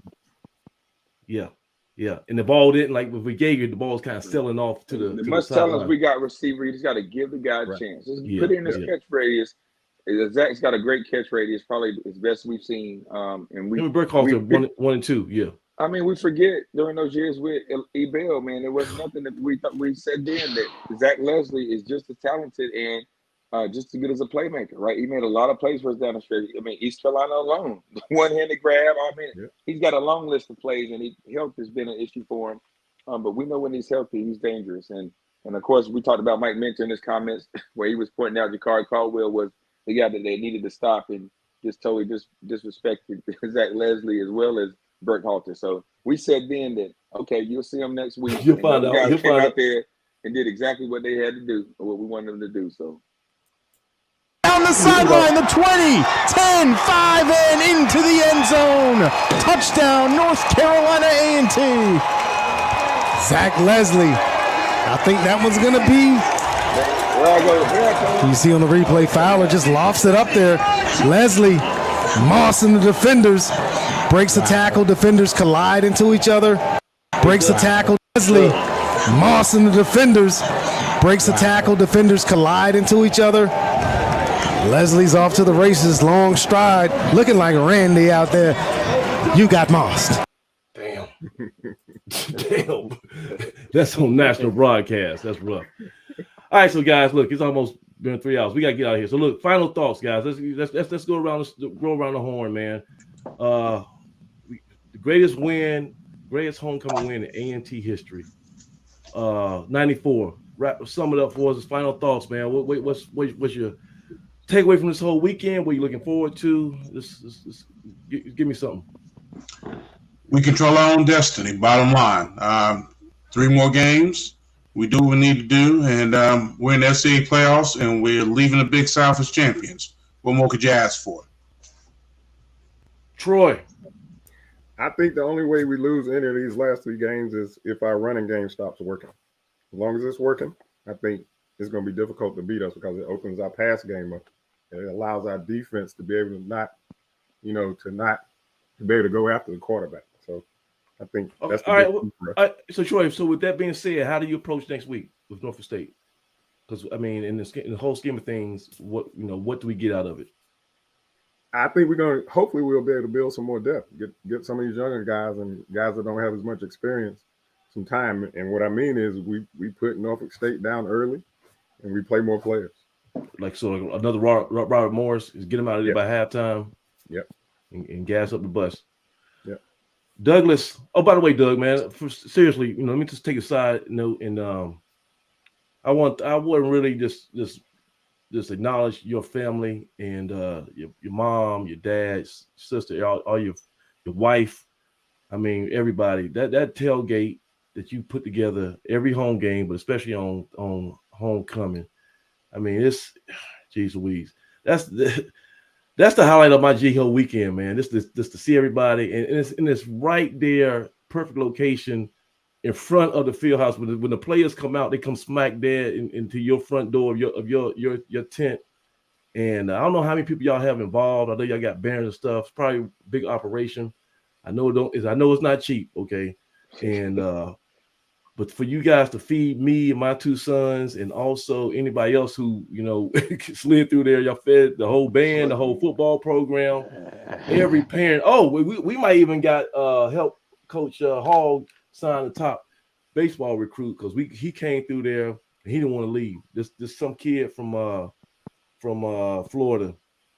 He's hopefully going to sign with Coach Hall on that diamond, but Coach Hall and Coach Server made sure they brought him by Doug's tailgate because they knew they was going to get treated right. But for real, Doug, I mean, all jokes aside, all honesty, it's awesome what you guys do, man. And I know you guys are royalty, first family of A&T, you and your dad. But for real, man, I mean, it would not be GHOE without that damn spot that y'all do every year. And so I just really want to acknowledge and say thank you, bro. I appreciate it, man. That's why we do it, man. It's a family reunion every game, but definitely homecoming, man. It's nice to get everybody together, and we want to impact people. We want people to choose A&T. We want people to come and say, I had a great time, and I want to be part of that university. So that's what it's all about. And Doug, and that's kind of why I went on that rant, that little tangent last week about the marketing and community outreach, because I don't care how you felt going into, everybody got problems. One thing about life, everybody got problems. Somebody's dealing with something, right? You might have a smile on your face, but you got a lot of stuff on your mind. If you were around that tailgating yesterday, it charged you up, man. If you were an Aggie, it just gave you a boost of adrenaline that you could take on to the work week tomorrow and moving forward. And I want people from the community who might not be Aggies to be able to experience that, That's right. Because everyone, it was black, white, Latino, Asian, whatever you do. Whatever your background was, it didn't matter. It was heaven on earth. Heaven on earth to see everybody from different walks of life just loving each other and catching up and laughing. The only argument was if you didn't try somebody's macaroni and cheese. If you had the audacity to skip without trying someone's macaroni and cheese, then they was going to give you, the what for. But besides that, man, it was just Aggie love. It was the great thing. So I want Greensboro, who might not be college graduates, I want those people to see what it's all about. And they might be inspired, So that's why I kind of get on my little marketing outreach tangents. Go ahead, Doug. I'm sorry. That's right, man. Oh, I don't have much to say, man. Just excited for the rest of the season. Again, the schedule is playing out. Is been an asset for us. It's not an open date. It's not a bye week, but you got an opponent where it's not a non-conference game, right? So you get a chance to come down off that big homecoming win and play an opponent that you're somewhat familiar with in terms of their style and in terms of you kind of being from the same background and having that old HBCU rivalry. So hopefully it fits right in. Feels like the South Carolina State game. You got a nice game for the fans. The Spartan Legion should be coming to town, so you get an old band battle. But I like the fact that we'll get a chance to kind of regroup before we step into what's this big November for us, right? We won October. We had a hell of an October, guys. Hell of an October. We couldn't ask for a better October. Went undefeated. Hey, Coach Washington. Hey, that's how you respond. 0-3, left for dead, and you just run off 5 straight. Yeah. So we're gonna get it right here at Norfolk State, and then we're gonna close it out and finish this final Big South run the table, and hopefully finish strong and hip into the playoffs. So excited about what's in front of us. Got to take it one game at a time. We're definitely not overlooking any opponent, conference or non-conference. It's an opportunity to get better and do what we do, and that's make chicken. So let's do some more chicken, guys. Even though I should be chickened out and tailgated out, let's do a little more chicken these last couple of games and finish strong. So Aggie pride, man. Yeah. Great, hell of a GHOE.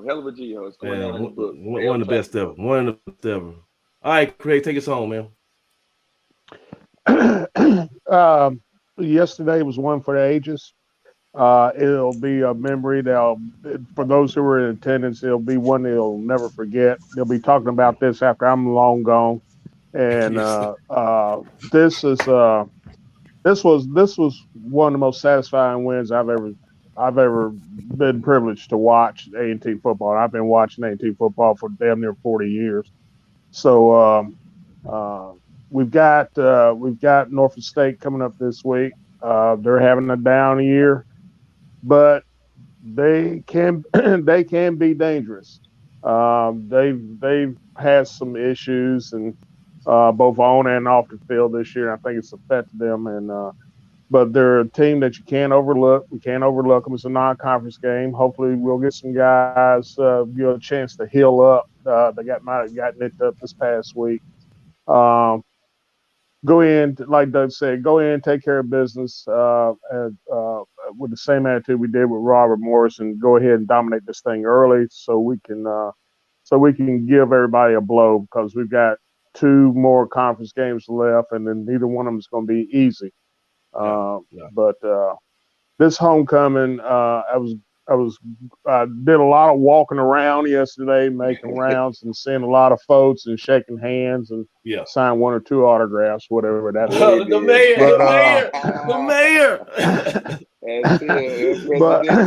The president. Unfortunately, I didn't get a chance to stay after the game because I had to get back to High Point and take care of some other business. But it was a great time, and I'm just hoping that the folks who are in the area who were at homecoming yesterday come on out for the Norfolk State game this weekend. Everybody's been complaining about A&T doesn't play enough HBCUs. Well, it don't get it much better than Norfolk and A&T. The blue and gold marching machine against the Legion. If you're a band head and you miss this one, I don't want to hear nothing else from as far as bands or halftimes or anything else are concerned. This is one that you want to be there to see. So come on out Saturday, and let's see if we can put 14,000, 15,000 people in there for a non-conference game. Doug, are they doing a band brawl?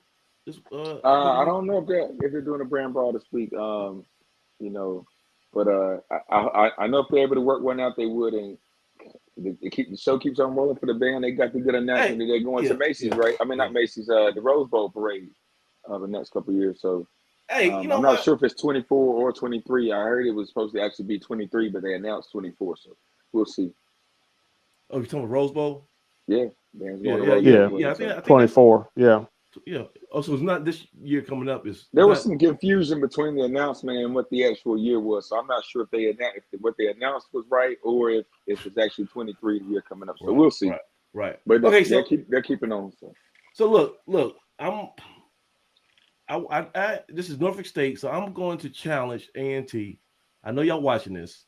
If you ain't watching live, you're gonna see it tomorrow, okay? I gave you a challenge. I said, let's go ahead and do some of that scoreboard. And you kind of met me halfway. We didn't talk about 1891 Club. We didn't talk about, direct giving, but we did talk about the survey. So y'all put that barcode on this Jumbotron.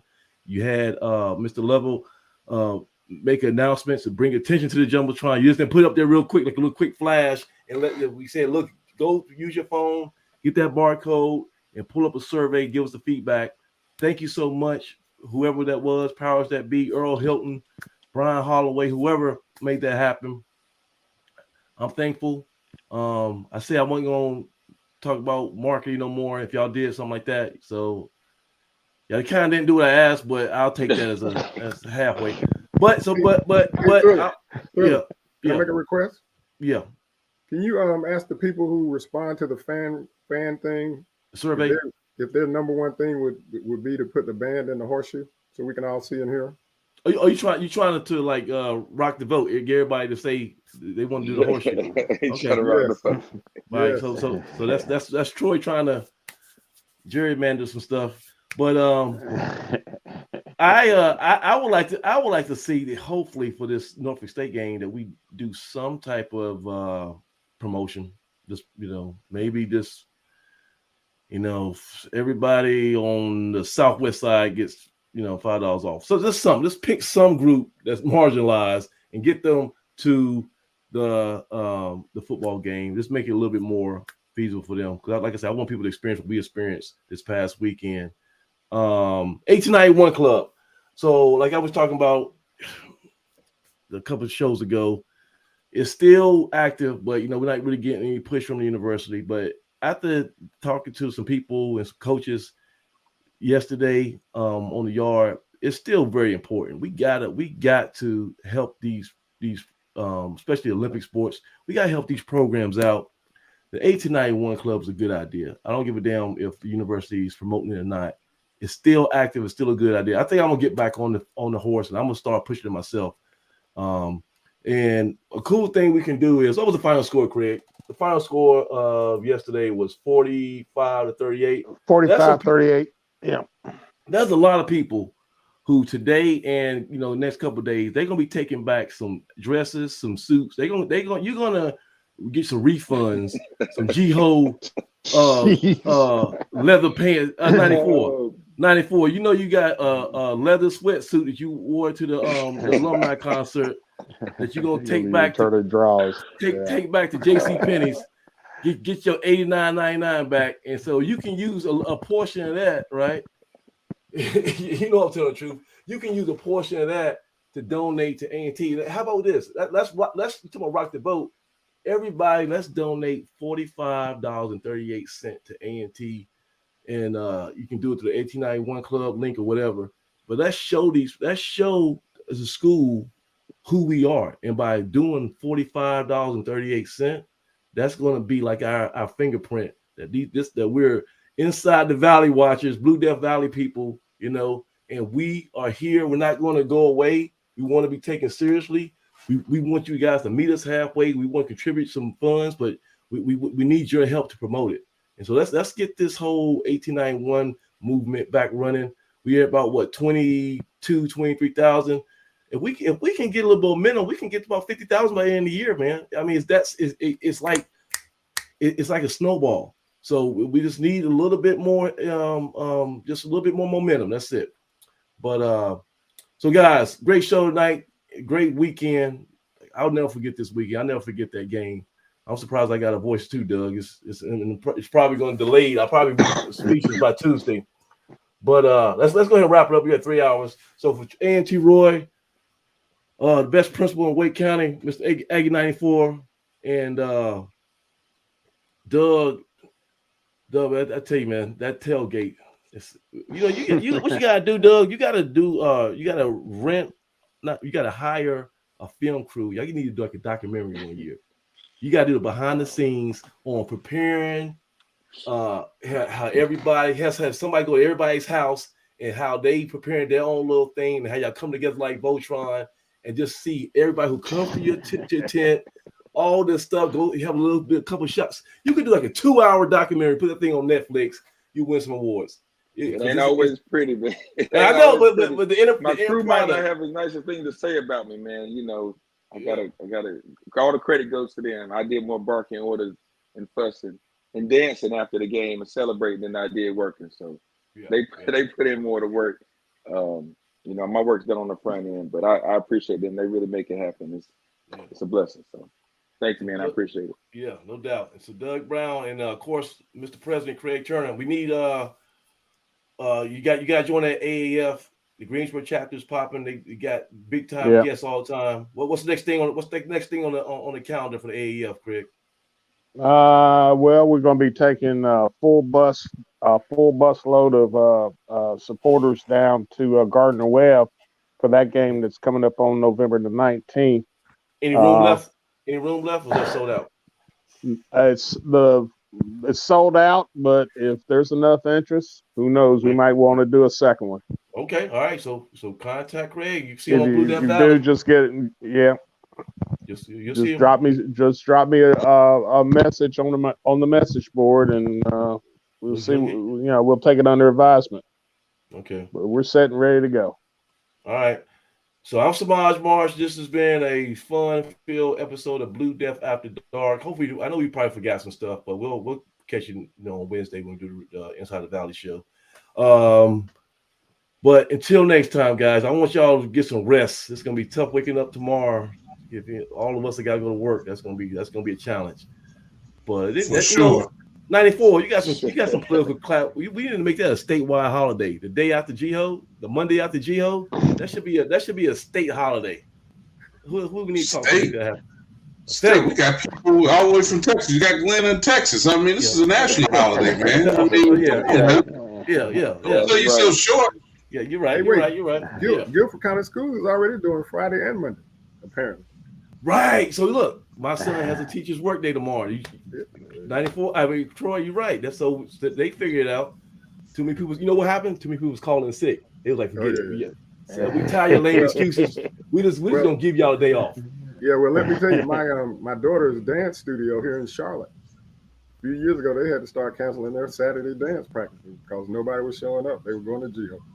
Wow. Okay. It's real. Give me that. It's real. Give me that. That's it. It's real.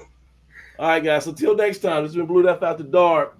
Go ahead. If you have a chance to email one of the coaches, right? One of the football coaches, all you gotta do is start off by saying, "Hello, my name is," and I want to apologize too. That's the best way to start off every week. That's been this week making these football coaches, feel appreciated because they deal with a lot of hell, and y'all know what y'all was gonna say to them if we had lost that game. So let's keep that same energy now that we won. All right. So, but until then, I'm Samaj Marsh. Blue Left After Dark. See you next week. Aggie Pride. Aggie Pride.